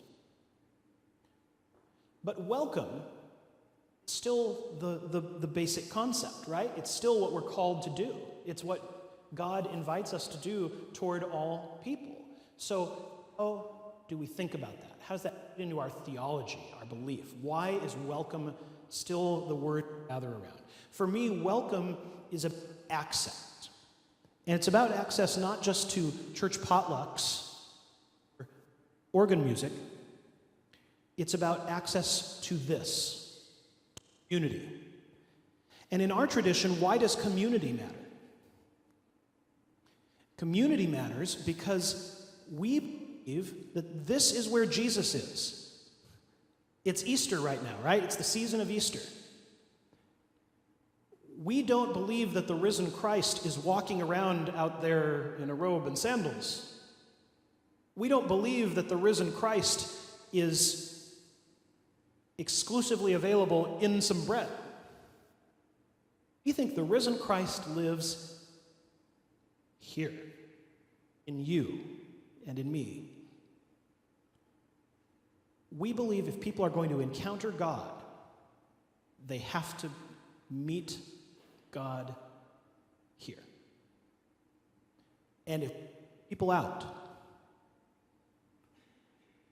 well, keeping them from the organ music potluck, we're keeping them from the place where they would meet God. Which means that if there's people being systematically excluded, they have unequal access to this community, well, that's a scandal to the gospel.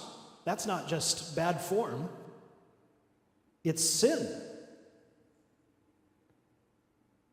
And what's more, if we know it's happening, even if you and I aren't the ones doing the active discriminating, even if you have not written a full slur on someone's door, but you know they aren't welcome here, they don't think they are, well, I would say that's sin as well. That's complicity. Is to create spaces that are truly welcoming and where people know they're welcome in the expectation that they will meet the risen Christ. So when we come back from lunch, talk more about how churches do that, but in the meantime, here's the discussions I'd like to invite you to have over lunch. How welcoming is your church? And you don't just have to answer that in terms of how welcoming is Covenant Presbyterian Church in Columbus, but the Church of Jesus Christ that you are part of, which is the PCUSA, it is the churches in Ohio, it is churches in the United States. How welcoming is your church? What do you think keeps churches from engaging on matters of LGBTQIA+ inclusion? What stops them? And then try to get out of the church's perspective and go to the LGBTQIA+ person's perspective. What do you think keeps them from knowing they will be welcomed or from feeling welcome once they come? Have some conversation and have some lunch. I would be glad to pray for us for lunch, but let me ask if there's some instructions to be given about lunch or... All right. Okay, now let's see it.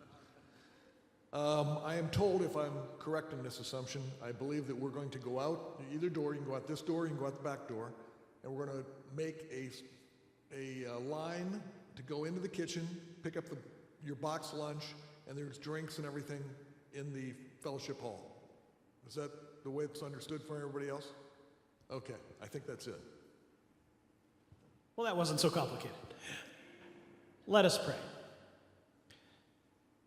God, you've given us a lot to think about, but then again, you've given us a lot in general. Places to live, people to love, and food to eat. As we partake of things that meet our basic needs, nourish our souls, nourish our spirits. Bless our conversations at table, that we might be built up in our love for you and our love for your people. In Jesus' name, amen. So we'll start again at 12:30. I've cut off 6 minutes of your lunch, I think. I'm sorry.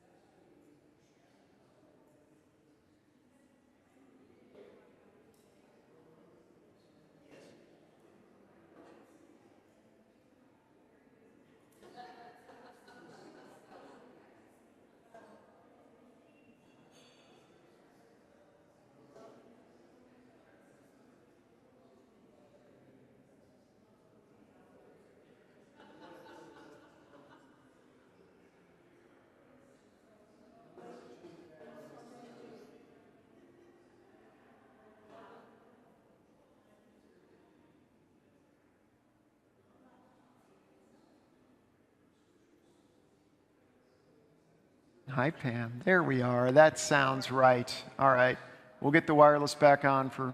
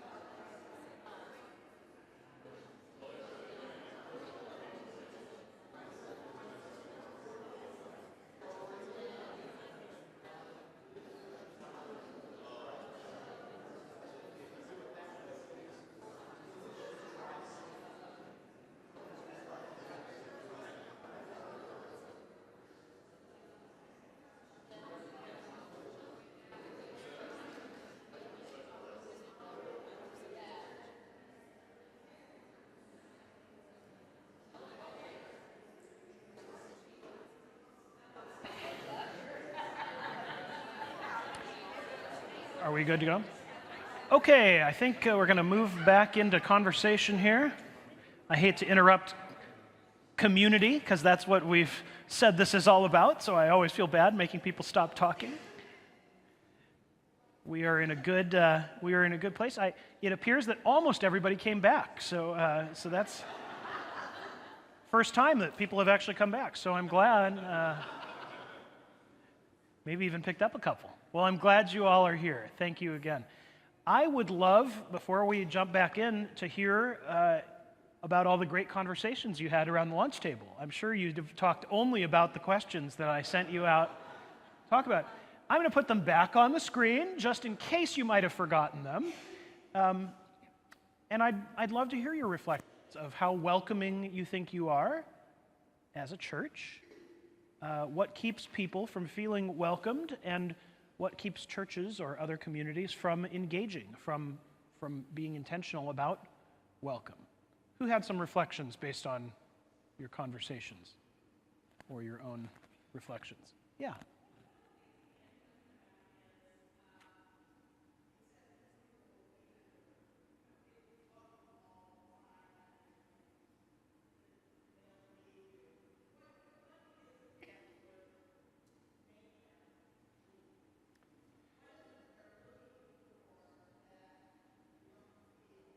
Okay. So what is it about a sign that says God welcomes all, or all are welcome, that they don't believe? What do you do differently to make them believe you? You've come to the right place, and we'll talk about that for the next hour. Stay tuned. Yeah.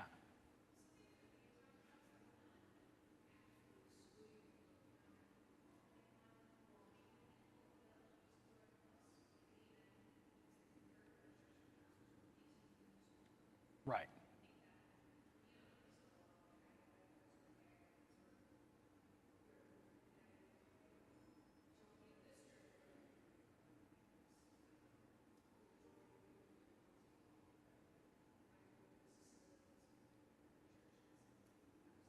Mm-hmm.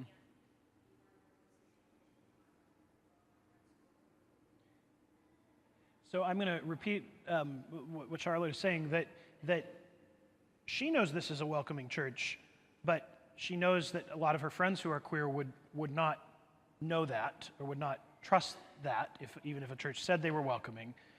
How do you, even though we're not actively discriminating, are we doing enough to make people actually feel welcome? Am I capturing correctly what you're saying?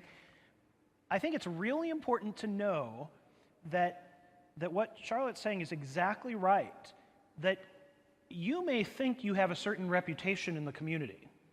You may think people know your church by the sign they drive by on the street, by banners you may put up from time to time. But here's the thing. Whatever you think they know, they probably don't know as much as you think. If they know what the word Presbyterian means, and most of them don't, but if they do, you might think, well, great, because they know that in 2011, the Presbyterian Church USA voted to be affirming. No, they don't.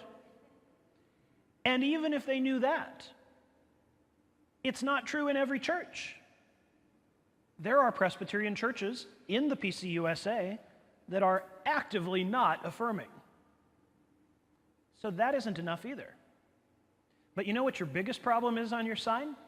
It's not Presbyterian. Church. It's a church. What is every cultural message about what churches say about homosexuality? It's exclusion, it's hate, it's all mixed up. It's every time a state legislator stands up on the floor and says, the Bible says X, and therefore Y. You don't think you're responsible for that, but they don't know that. It's the word church.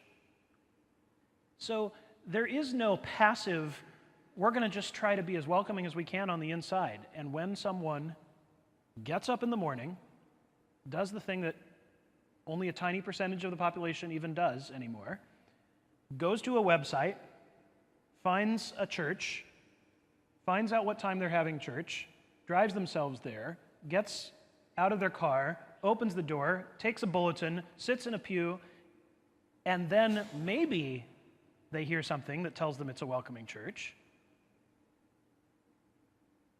Until they do that, you have not welcomed them. No matter how many meetings you had or times you brought me in to speak. Right? Okay. So before they got to the pew, there was a greeter. But did the greeter send the message that all LGBTQIA+ people were welcome? Maybe. Well, you are in the right place. We're going to talk about that. Any more from your lunchtime conversations or whatever?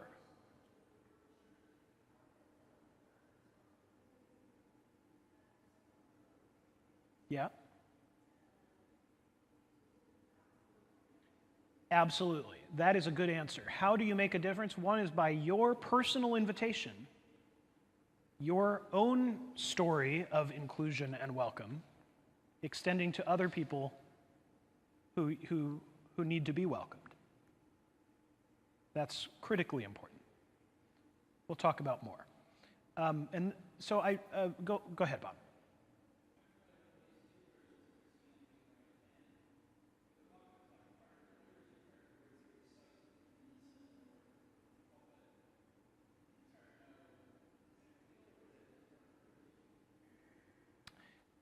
Absolutely. Words alone are usually not enough. So let's have Roberta come up here, and while Roberta's on her way up, one more comment?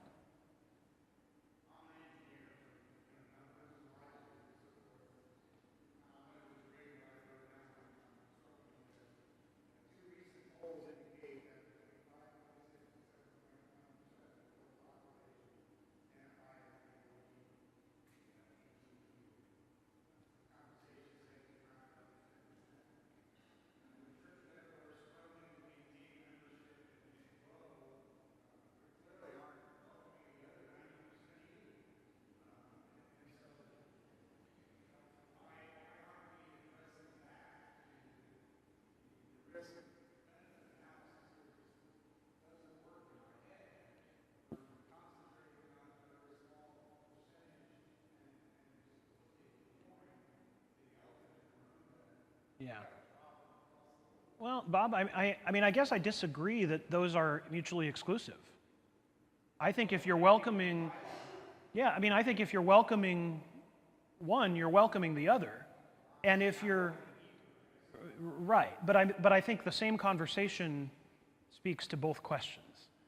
I mean, and to Charlotte's point, you know, if part of who you're trying to attract is a younger generation,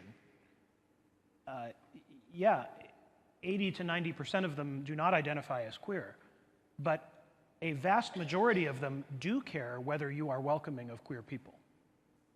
And they will not come either, whether they are queer or not. So I do think this matters from an evangelism standpoint. So some of what I'm telling you is things that I think will help you grow as a church. But to be honest, that's not the only reason to do it.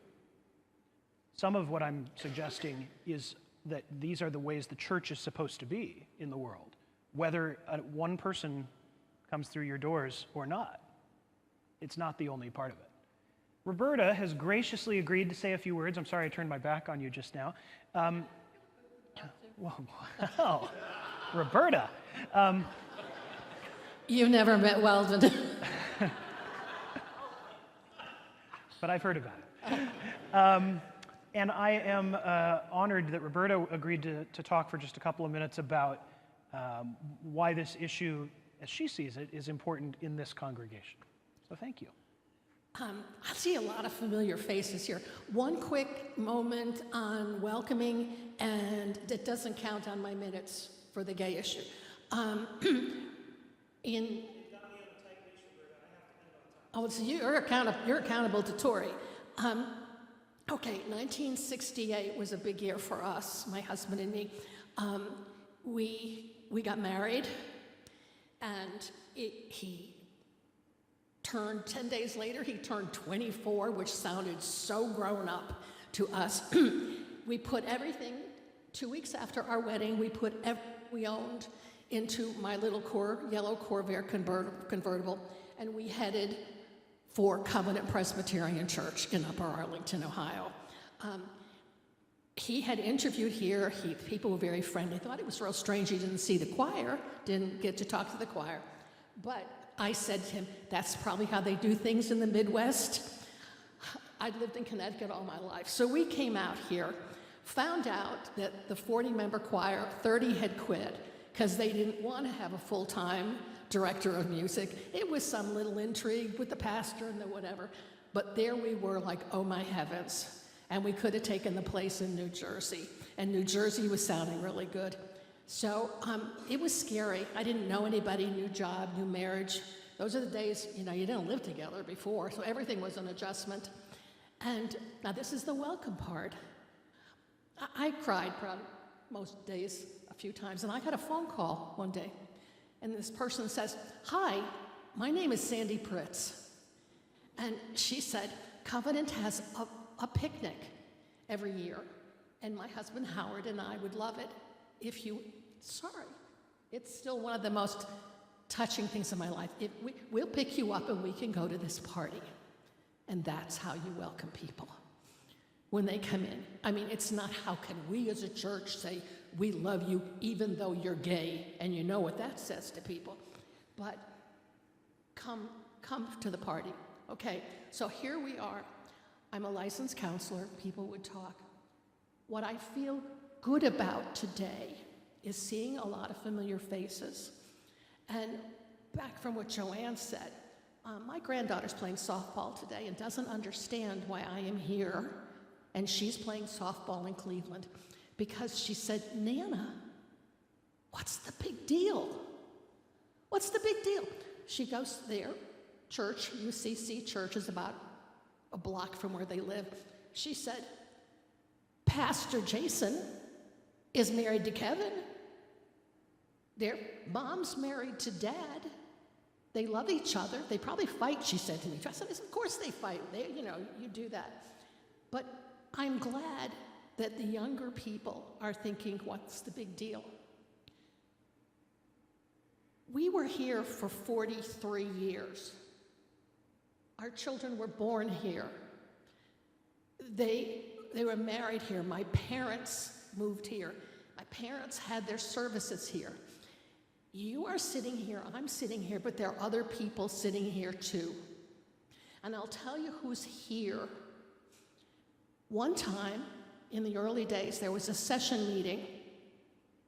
There was a church in Columbus called Northminster Presbyterian. Wonderful pastor, Bob Russell, phenomenal pastor. His family worshiped at Covenant. It had a high gay population. Northminster was closing. And someone at session suggested that we, Covenant Presbyterian Church, send a letter to the session of Northminster and invite them to come and worship with us here, to become part of the Covenant family. And all hell broke loose.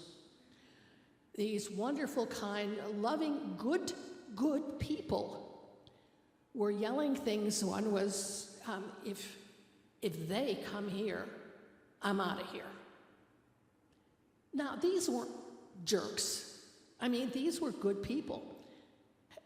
And as I was listening about a week ago to Karen McClintock, as she was talking about my father's closet, I was trying to piece together, was her father sitting there? Her father might have even been one of the ones talking about it, because the difference, and when Brian said before about the concept, you don't say, I'm ashamed I'm a murderer, I'm ashamed I'm a thief. People conduct so much shame in this issue. Those people are here in spirit now. Also, there was a young man who was moving on in the years of Covenant from New England. His mother was from New England, very active there, very proper New England, very delightful. And he would come to worship. Everybody knew, but they would come to worship. Nobody said anything. She was embarrassed, but we all know the things. You don't say anything like this. And he fell in love. Like most people in this room at some time in your life, he fell in love. And he told me in tears that he could not come back to covenant and worship because he loved his partner, who then became his husband when he could. And he wanted to worship. He wanted to worship with the person he loved the most. And they would take it out on his mother. They would treat them differently, and she would be ashamed. Well, he's here in spirit, and I plan to write to him, email him tonight and let him know. I remember shortly before we left, Weldon's been gone since 2010, I was sitting in, we called it then the staff kitchen. I don't know if it's still there. It's a little kitchen back at the other end of the room. And I had lost a bet with Weldon and ended up having to sing 2 services for a year. So, long story, which I will not go into. But I ended up sitting in between the services, reading the dispatch and having a cup of coffee. And 2 young people, I knew they were in their 20s, happened to be friends. One man, one woman. They were both gay. She felt it was important to come out, really come out here. And he was afraid how people would feel, how people would treat them.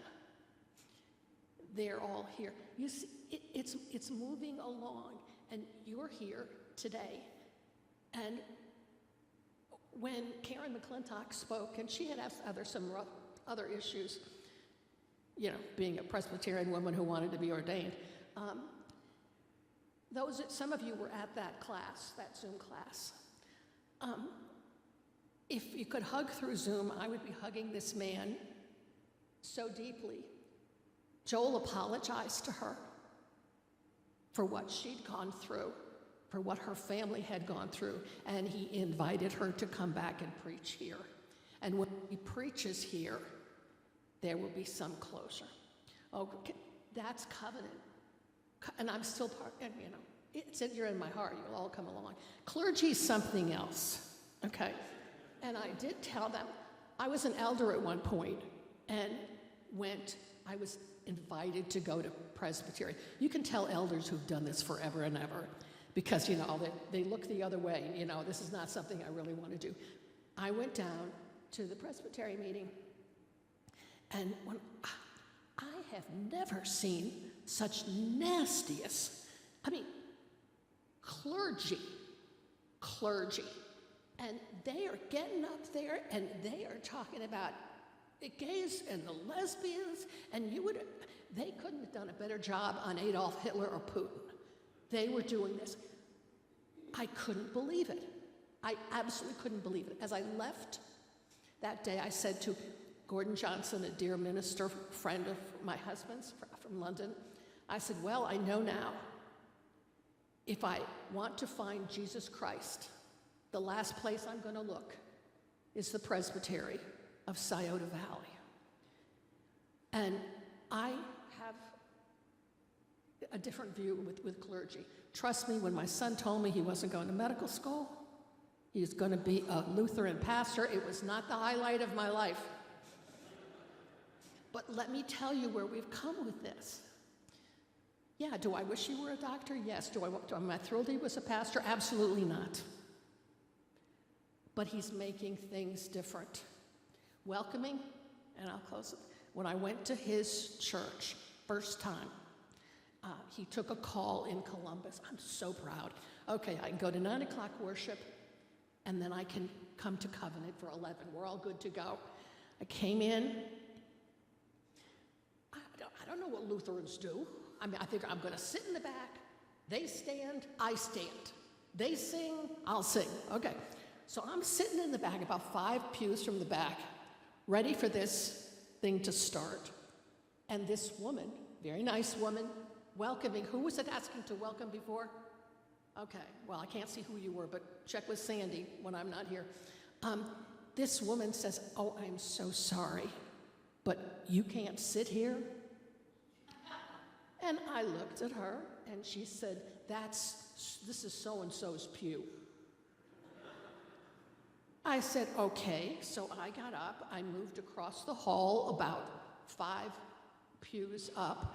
I sat there. Well, at some point in the middle of the sermon, he made some reference to his mother was here. Nothing like when the pastor refers to his mother. Everybody gets all squishy, it's just kind of, and he kind of pointed to where I was, and I did this little smile. And after church, this woman comes running over to me, and she said, "Oh, I am so sorry. I would never have said that to you if I had known you were the pastor's mother." And I looked at her and I said, "Should it have made a difference?" And that's the thing. For every person, you don't know if they're gay, if they're lesbian, if they're trans. And some trans people, young, old. Look at the people who have been, there are people sitting in the pew here with us and have for 50 years, and they've had to play this game with their life. Just be loving and opening like you are. And the fact that we're doing this today, we got this. Thanks, Brian.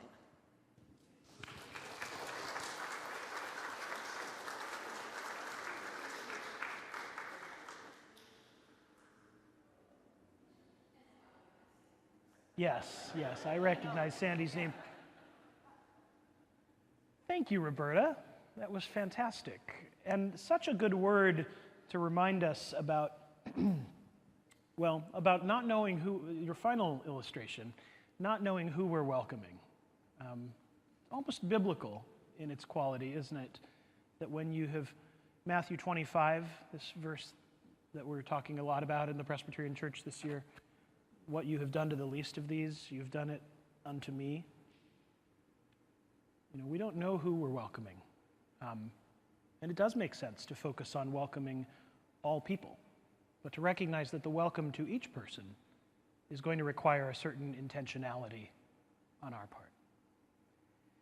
So to that end, and to the end of all of the questions that have been asked here about, okay, but how do we do it? How do we do it? I do want to start by saying, again, that the goal here is not necessarily to increase your membership. It is not about getting more bodies in the pews. More bodies will be in the pews, I believe, when the church faithfully lives out its mission. But the goal is to be faithful. So these are questions not of church growth strategies, but of faithfulness. Does that make sense? I think the ways that church live into change fall into kind of three categories. And these aren't rigidly defined.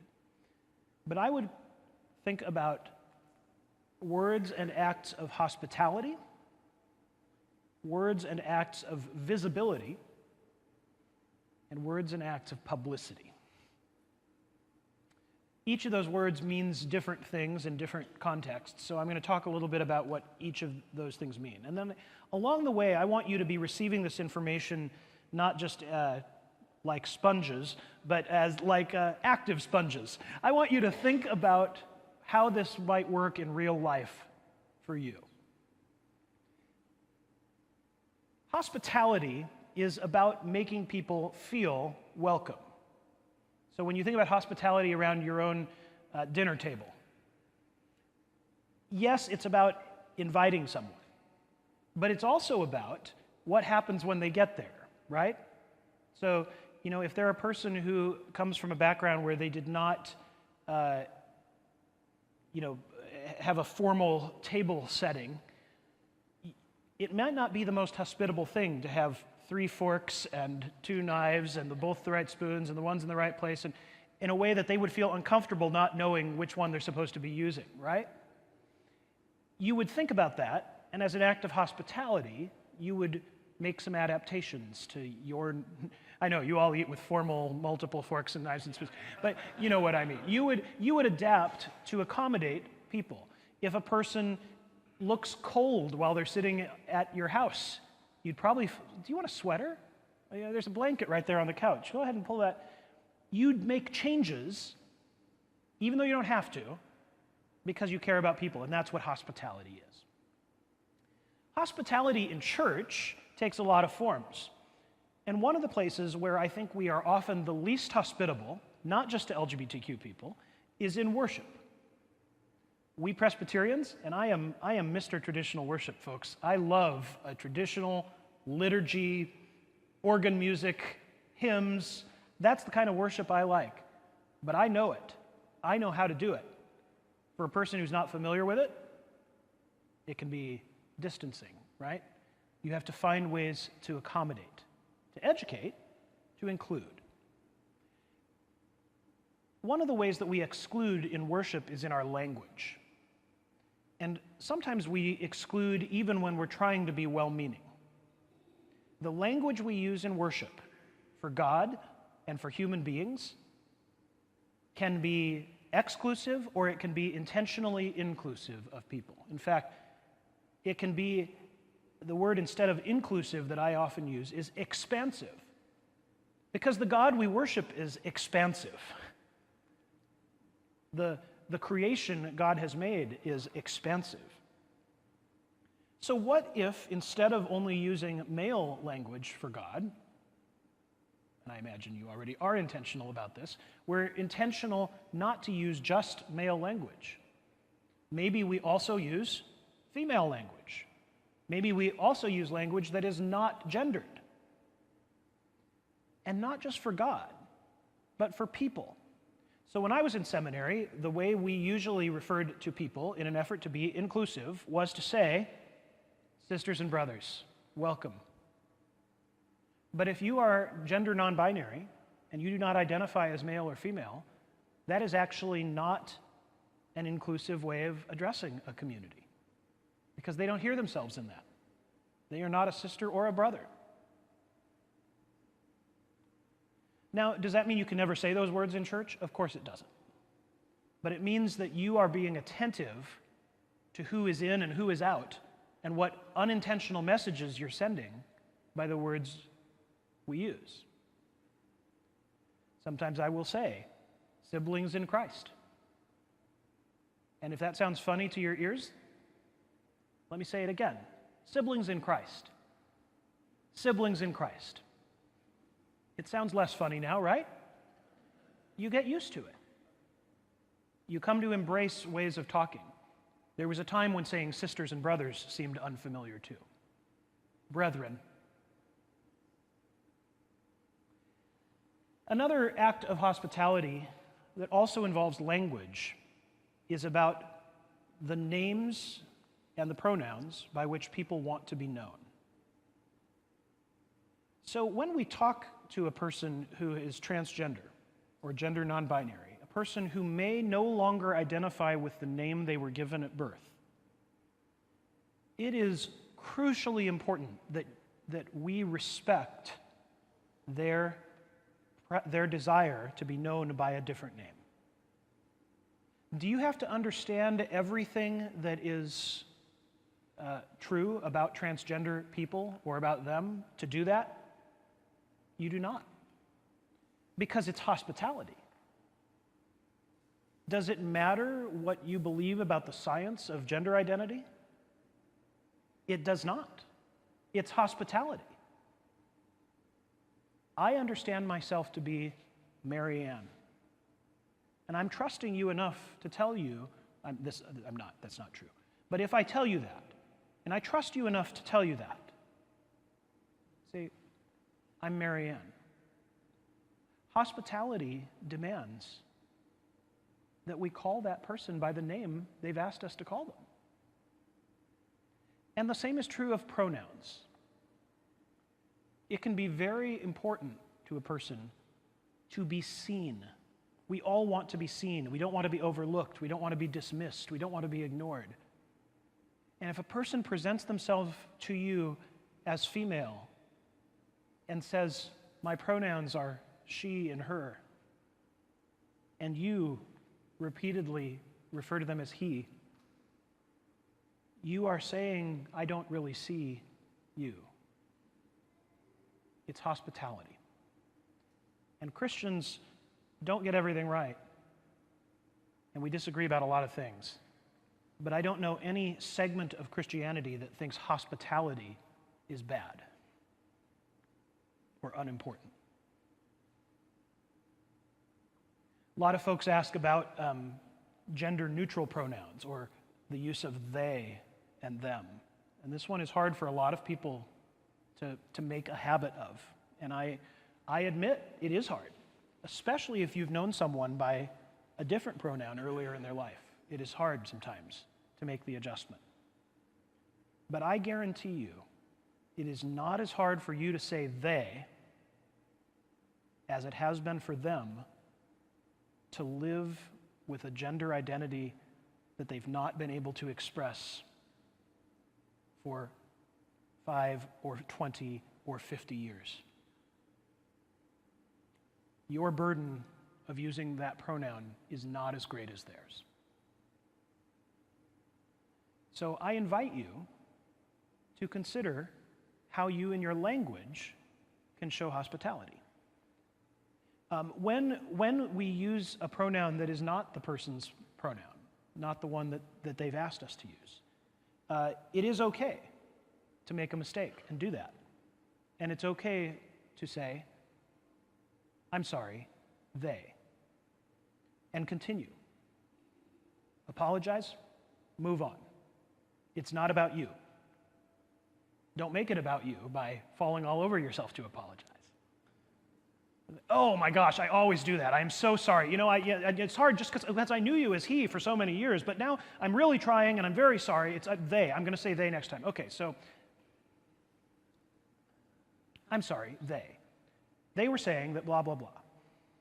That's enough. And it shows you've seen them, it shows you care, it shows you're trying. And that's all you need to show. It's hospitality.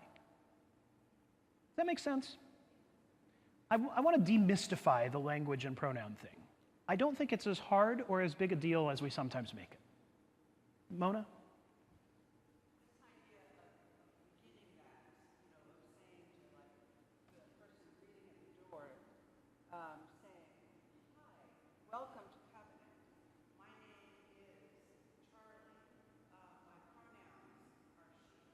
Mm-hmm. It's just a lot to say to every person. And I'm wondering about putting that on the name tags that we have for the people, maybe with stickers. We have name tags for the women, and we have like our who care to do it. Yes. Our pronouns don't have to be said. So Mona is asking about, as an act of hospitality, putting on our name tags our own pronouns. And if you are a cisgender person who has never even considered using a pronoun other than your biological sex, that might seem excessive. That might seem unnecessary. And you don't have to, but I will tell you, your decision to do that sends a message of hospitality. It says, I understand that not everybody presents, their gender expression may not match their gender identity. I understand that, and I welcome you. It also gives the person coming in permission to tell you their pronouns because you have told them yours. You haven't made them the weird one. You haven't made them the other. Just like you as straight people, we as cisgender people have a gender identity, have a sexual orientation. They're not alone. It's not just transgender people that have a gender identity. We all do. That's a great suggestion. Sometimes we have buttons that at our larger Covenant Network events, everyone gets a button. You can take the one that says he, him. You can take the one that says she, her. You can take the one that says they, them. Or there's some blank ones if you use something else. It's an option. No one church has to do all of these things. But each time you do one, you're taking a step of hospitality, and that matters. Kind of a pragmatic question about the pronouns. Yeah. Is there some reason why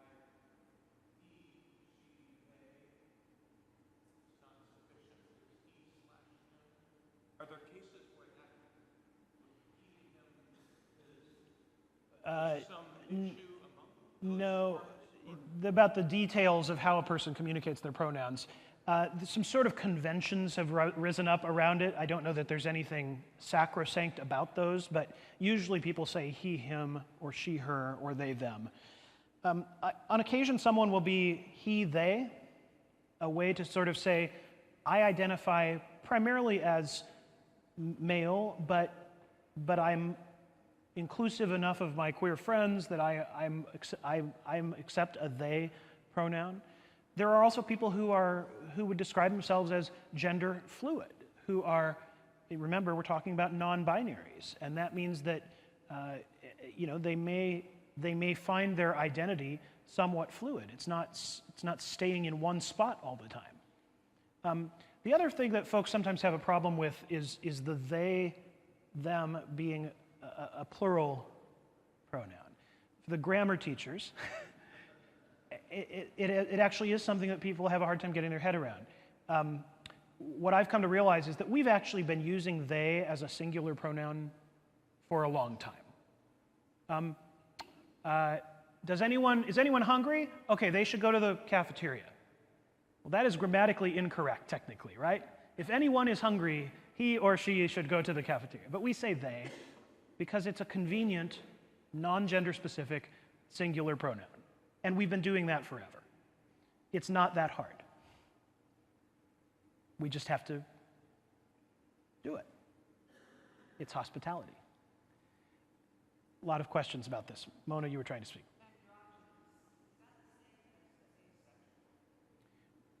No. Yeah. Androgyny is, in some ways, a similar term. It's not the preferred term for what I referred to as intersex. People who have some of the traits of the other, of the gender that is not corresponding to their biological sex, or there's some mix or blend. But that's not a term that is generally preferred these days. Yeah. The other piece of this hospitality, also with regard to transgender folks, is about the physical space that we offer. And again, I want to invite you to think about this on two levels. One is about the space you're creating for the actual practical needs of a person. And the second is about the message you are sending by paying attention to the space. The place where this works out, where this is most discussed for churches, is with regard to restrooms. If a person does not identify as a man or a woman, then is there a space for them? And if a person identifies as a woman, but is of a biological male, and maybe that transition is not there, maybe there is an inconsistency between their gender expression and their gender identity. Is there a space where they can safely and with acceptance do something we all have to do, which is go to the bathroom? Should coming to church require a person to endure embarrassment or angry glares or confusion about what they're supposed to do? There's a lot of ways for churches to address this. Some of them involve construction, and some of them don't. Any bathroom that has one stall, one place to go to the bathroom, or has a lock on the door, can be a gender-neutral bathroom or an all-gender bathroom. What you have to do is change the sign. If you put locks on the doors, you can change all of your bathrooms to all-gender bathrooms.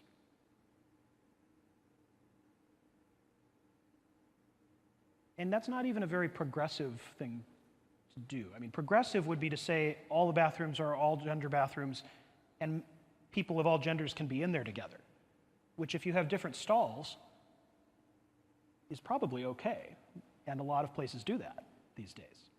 But if that makes you uncomfortable, you don't have to go that far. So like this morning, I used the restroom, the men's room. I don't know what's in the one that says women, I imagine it's similar, maybe 2 stalls. Put locks on the door, take down the signs that say men and women, and now those are gender-neutral bathrooms. Done. And when you have a sign that says all-gender bathroom, not only have you created a safe space in your church for people who might come here, you've also sent a message to them and to everyone else that we're a church that thinks about these things. Yeah.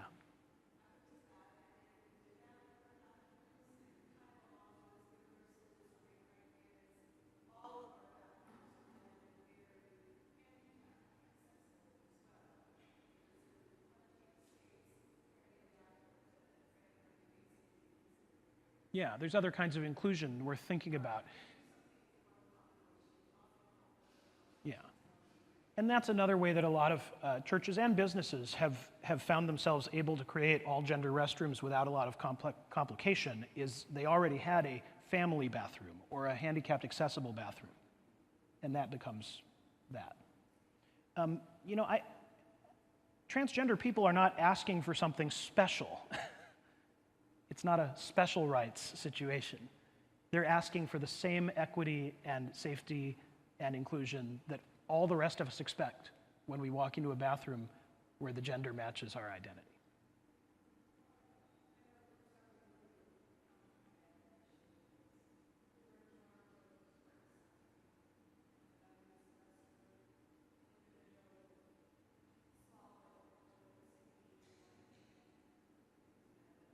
Mm-hmm.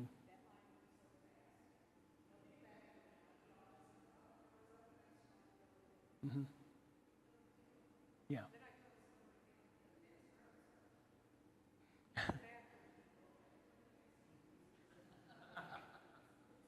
Yeah. And so I think there's room here for different levels of comfort. Some of it may be generational or even cultural, just even different parts of the country. But there's room to make positive steps no matter who we are. A second area of living into change, besides acts of hospitality, are acts of visibility. That is sort of proactive, intentional expressions to say we are a welcoming community. Things we do and say that give proof to what we have in theory agreed to in our heads. So a lot of you, I think, are sitting here this morning saying, I want a diverse community to come to our church. What would the actions and words be that would cause that to actually be something someone could look at you and say, oh, that's true? One, I think, is thinking about signs and symbols that outwardly suggest this is who we are. Now, again, not every church has to do every one of these things, so please don't hear me as being an advocate for you to do a 27-point plan of action that I've decided for you. That is not how this works. But a choice that some churches make is to put symbols or words on the outside of their building or in their newspaper ads. Do people just still do newspaper ads? Or on their website that suggest inclusion of LGBTQIA+ people. A rainbow flag or pride flag. Rainbow coloring often suggests that. Or specific language, specific language that mentions your welcome of people of all sexual orientations and gender identities. So instead of the banner that says, all are welcome, you may need a few more words. But somewhere it should say, all are welcome without regard to sexual orientation or gender identity. Or all are welcome, including the LGBTQIA+ community. Say it. If it's true, say it. Now, that makes me think I want to pause for a minute and say, make sure it's true. Because the worst thing you could do is follow my 27-point plan of action I'm not giving you and lure LGBTQIA+ people into your church and have them not actually be welcomed once they get here. That would be to re-traumatize them. That would be to to take steps backward. So make sure, talk amongst yourselves, make sure this is who you are. Someone shared with me a newspaper ad the newspaper ad that ran here before Easter. What was this in? The Dispatch? Happy Easter from LGBTQ inclusive churches in Central Ohio. And here's a bunch. And you're not on here, someone pointed out. But the question is, before you pay the money to get yourself on this page, make sure you are. And I don't mean that in any sort of judgmental or, it's a question every one of these churches should actually be asking itself regularly. Are we doing the thing that we're saying we're doing? Thank you for sharing that. I appreciate that. Another act of visibility is participating in community events and organizations that do this work, because you're never doing it alone, right? You're not like the first people, obviously, to think about inclusion in church. And this isn't a competition. There's enough LGBTQIA+ people who've been separated from church to go around. We all have work to do to convey the church's love, to convey God's love for people. So one way we can do that is to find the places where that is happening and join in. Is there a PFLAG group, Parents and Friends of Lesbians and Gays, that used to stand for? Is there a pride organization in your community? Is there a place where your church can be part of something bigger than yourself that allies you with others who are committing to this work? There is strength in numbers. That changes the dynamic in a community. It's not even all that great for you to be the one prophetic voice in the wilderness. What changes things is this movement. So consider that. Maybe it does mean you're going to set up a table at the next Pride Festival or march in the parade. Maybe it means you're going to have t-shirts. There's ways that you can send this message of welcome that go beyond what happens on Sunday morning in this room. And finally, what does happen on Sunday morning in this room, or the Sunday school room, or the youth group, or your committees, if it just goes on the same way it always has, without actually putting to work the gifts and faith of LGBTQIA+ people who are part of your community, then I feel like it's all been for naught.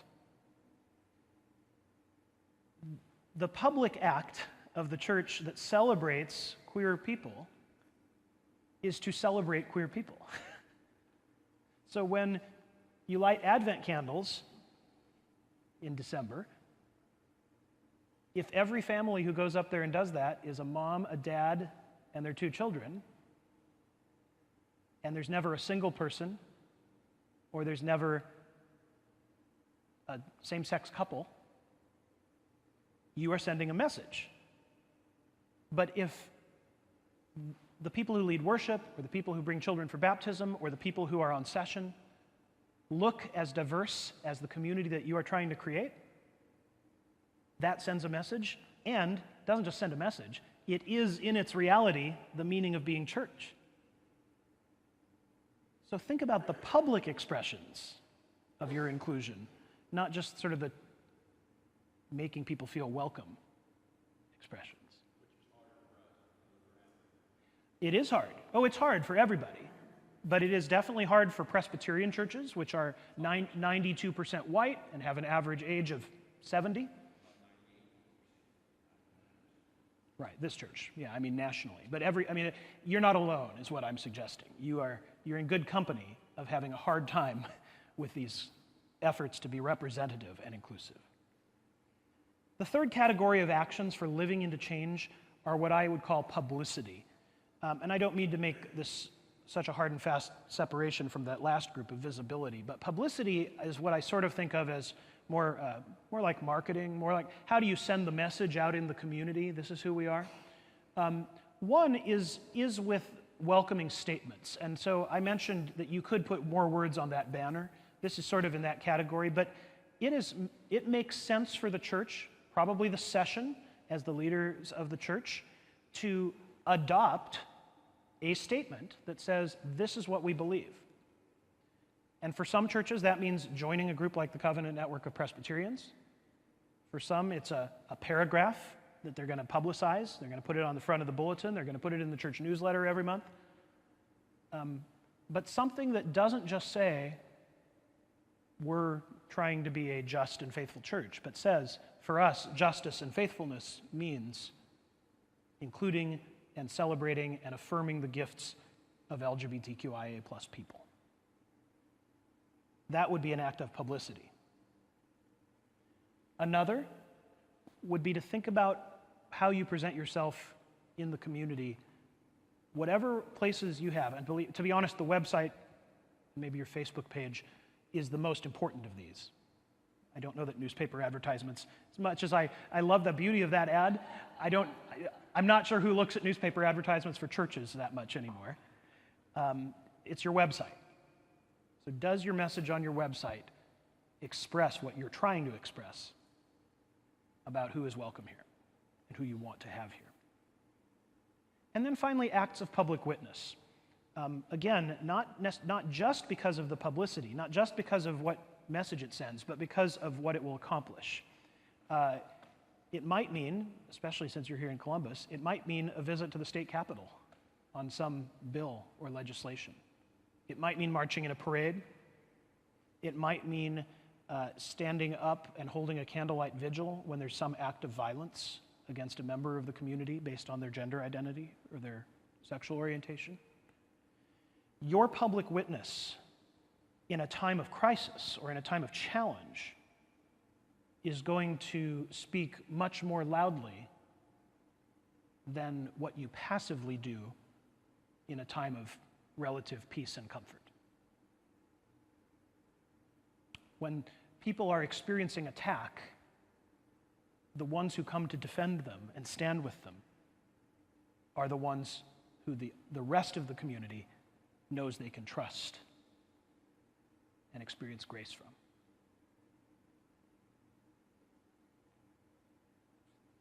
Some things that I hope you'll think about going forward. How might you or your church actually need to change to be more welcoming? Some of you may be there, maybe some of you aren't. Maybe some of you think the church has further to go, maybe you think you're ready. Talk about it. What outward words or symbols or signs of inclusion might you include? What's already happening and what could still be done? And how might you connect with others who are seeking justice and inclusion? With the few minutes I have left, I want to share with you a little bit about the Covenant Network of Presbyterians, the organization I work with. Not because we are the be-all and end-all of this work, but because we seek to partner with congregations doing what you are trying to do. We've been around for 25 years. This is way more words than should be on a PowerPoint slide. But this is our mission statement. And let me read you the words in bold. Engaging the church, educating the church, and equipping the church. We are a national organization. We have just under 400 congregations that have affirmed this mission statement and become part of the Covenant Network of Presbyterians. Thousands of individuals as well. And together, we are helping the church, we're trying to help the church live into an equity that is not yet realized. For a lot of our years of our existence, we were founded in 1997, right after that fidelity and chastity language was put in the Book of Order. We were founded to change church policy, and the founders thought it would happen really quickly. It did not. But even after church policy was changed, we took some time and said, do we still need to exist? Does there still need to be a covenant network? And what we've come to realize is yes, and now more than ever, because it would be so easy for the church to be complacent. Say, well, we changed the policy. It's done. So our commitment is to help the church live into the changes, to help the church keep its promises to LGBTQIA+ people by working with congregations and with presbyteries to be less nasty, to be places where a candidate for ministry or a pastor seeking a call or a church that wants to express its welcome finds support and affirmation rather than challenge and argument. That's still what we're about. Church that gets involved in the Covenant Network does so by affirming that mission statement, the session taking a vote on that. We also encourage churches to get involved by doing the things that we've talked about here today, proactively taking steps to expand their welcome. We invite churches to support our work through prayer, through financial support, through engaging in their own presbyteries and synods and the General Assembly, working for continued change. And we encourage you to do what Roberta was willing to do today, and Barbara, to tell your story as a church, because it is only through hearing your experiences that people in other churches will start to have a sense of how they might answer this call and grow in the expansiveness of their own welcome. We're trying to do this in a bunch of different ways. Here's kind of what we're working on in this particular year. We have a series of events called Covenant Conversations. They're not so different from this, what we're doing today, except that they're intentional about involving a number of churches in a given presbytery or region so that they can sort of be on the journey together, learn from each other, be a support to each other. And usually we have workshops and we have a plenary session and we have some time of worship. Usually it's sort of an all-day event. And we're doing these increasingly around the country. We're trying to have 4 per year. I have one in Sacramento in June. We're doing one in Oklahoma. All 3 presbyteries of Oklahoma are having one together in August. We're working on one other in November, but I can't talk about it yet because we haven't finalized it. That's, as the pandemic has now lifted, we can kind of get back to making these a priority. We did a half dozen of them before the pandemic, and then the world ground to a halt, but we're trying to get things back on track. We're also expanding the resources we have available online and on demand so that if you can't have me show up in your sanctuary or one of my colleagues, you can have some resources that are videos or book study groups. You know, we have a 4-part video series on the Mark Ochtermeyer book. Mona, you may want to check it out. Just kidding. But we have other resources there, but we're trying to expand that greatly so that churches can continue to grow on their own. We're doing something really exciting. For the last 3 years, we've been engaging with the world mission area of the Presbyterian Church Mission Agency, because we have mission co-workers all over the world who are working with partner churches and in countries where either they have not yet had this discussion as a church about inclusion, or where the consequences to being gay or transgender in those places is much worse than in the US. And our mission co-workers for a lot of years were sort of handcuffed from being able to talk about these issues because the church was not of one mind. But since we have come to this place of inclusion as a denomination, we have an opportunity. We, as the Covenant Network, are working in partnership with the World Mission Area to be a resource to the church's mission co-workers around the world, to share from our experiences here in the US and try to provide support and resources to them as they talk about this in other contexts. So that's an exciting part of the work we're doing right now. And finally, the other thing we do is, doesn't seem all that glamorous, but I actually think it's some of the most important. I answer the phone and I read my email, because every week I am contacted by an LGBTQ candidate for ministry who doesn't know if it's safe for them to say in their cover letter or their personal information form, I'm transgender. Or a minister who is serving a church that doesn't know, they're not out, and wants to talk about what are the consequences of doing that, and how can they be prepared, and how can they do that in a way that builds up the church. I get calls from executive presbyters who say, I've got a church that's fighting over their policy on same-sex marriage. Can you help them have a difficult conversation in a faithful way? That's the kind of stuff that we do all year round, out of the headlines. It doesn't show up in a pamphlet or a video, but it's part of what the Covenant Network has always been about and continues to be about. It's what churches that become part of the Covenant Network are supporting when they contribute and when they get involved in this work. So as we run short on time, I want to leave with some signs of hope.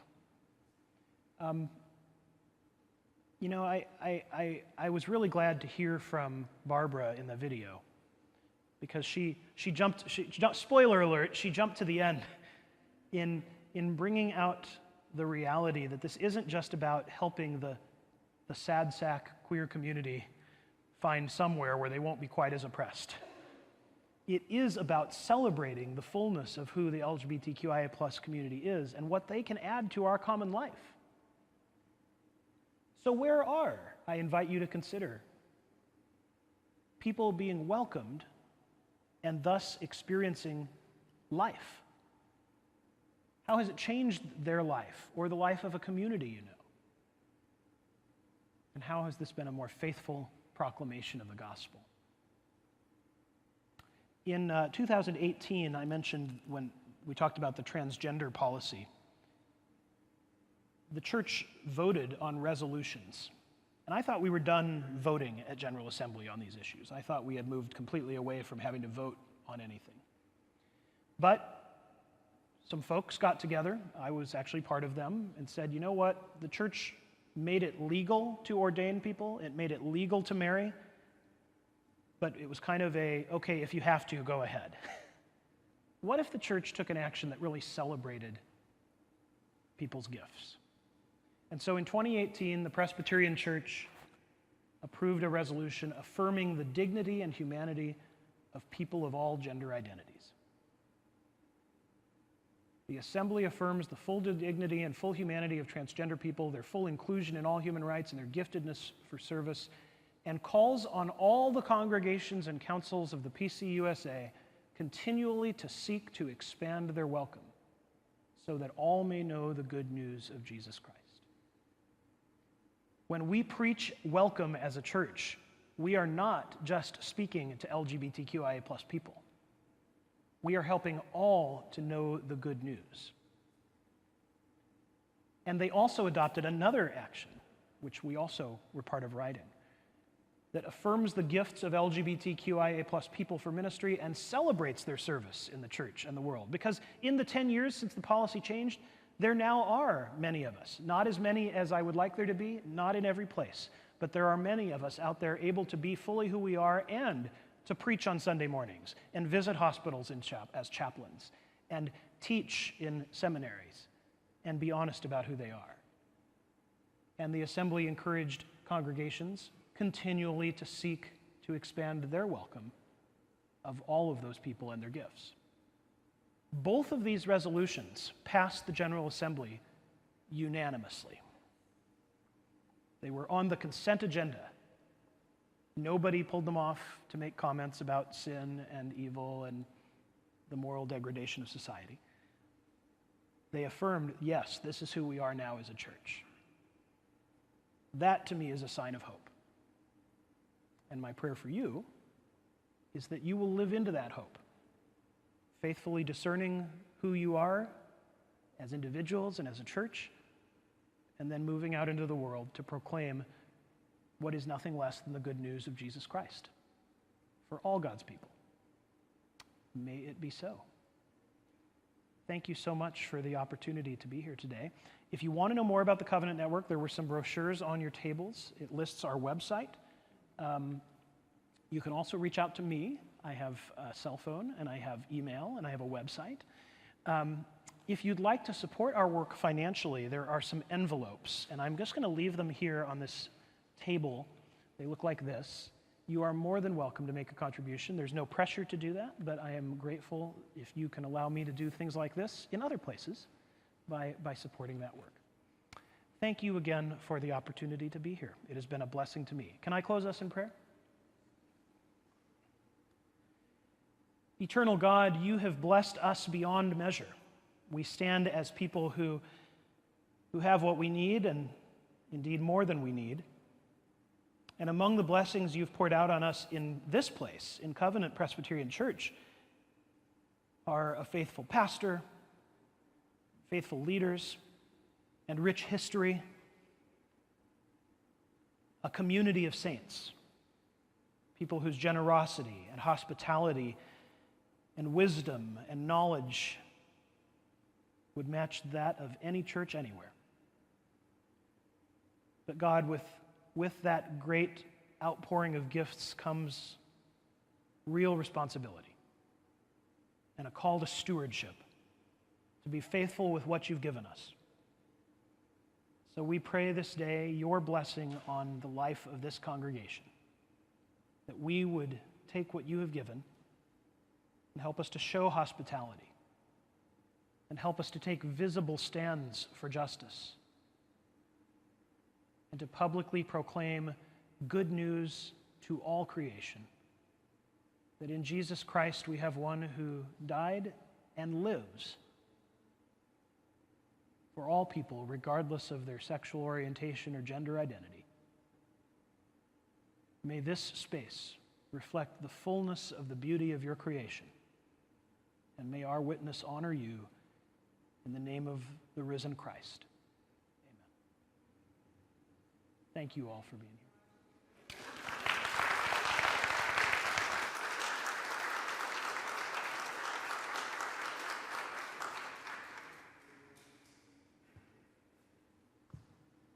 Hi, we're just about all done, and so I just want to thank a few people who stepped up when I asked you to, and just say a couple of words about kind of how I feel about this whole thing. Now our task force, you all should know, has no agenda. They really don't in terms of how this is going to go, but I have an agenda. What a surprise, right, if you know me at all. But this is why, as soon as I heard that Brian was coming, I volunteered my commission, Spiritual Development and Adult Learning, to help steer this event. Intentional, gracious inclusion of our LGBTQIA+ siblings is the right thing to do. Covenant is Jesus' church, and we belong to him. Do y'all remember those "What Would Jesus Do" bracelets and t-shirts that were a thing a while back? This is what Jesus would do. Before we leave here today, I want to say a few thank yous to some people who helped, beginning with Brian himself, and I have prizes. Yeah, who doesn't love prizes? Yeah, so I want to give you this book written by Reverend Dr. Karen McClintock, a daughter of Covenant.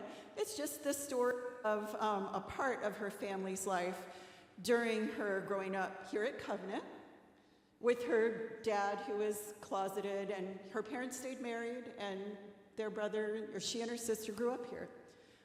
Now, this is a little iffy. My friend Mona said, would you like to give him these Penzies Spices, the company that has such a great history of diversity and inclusion? You were kind of hard on her, Brian. Mona, do you still want to give him these?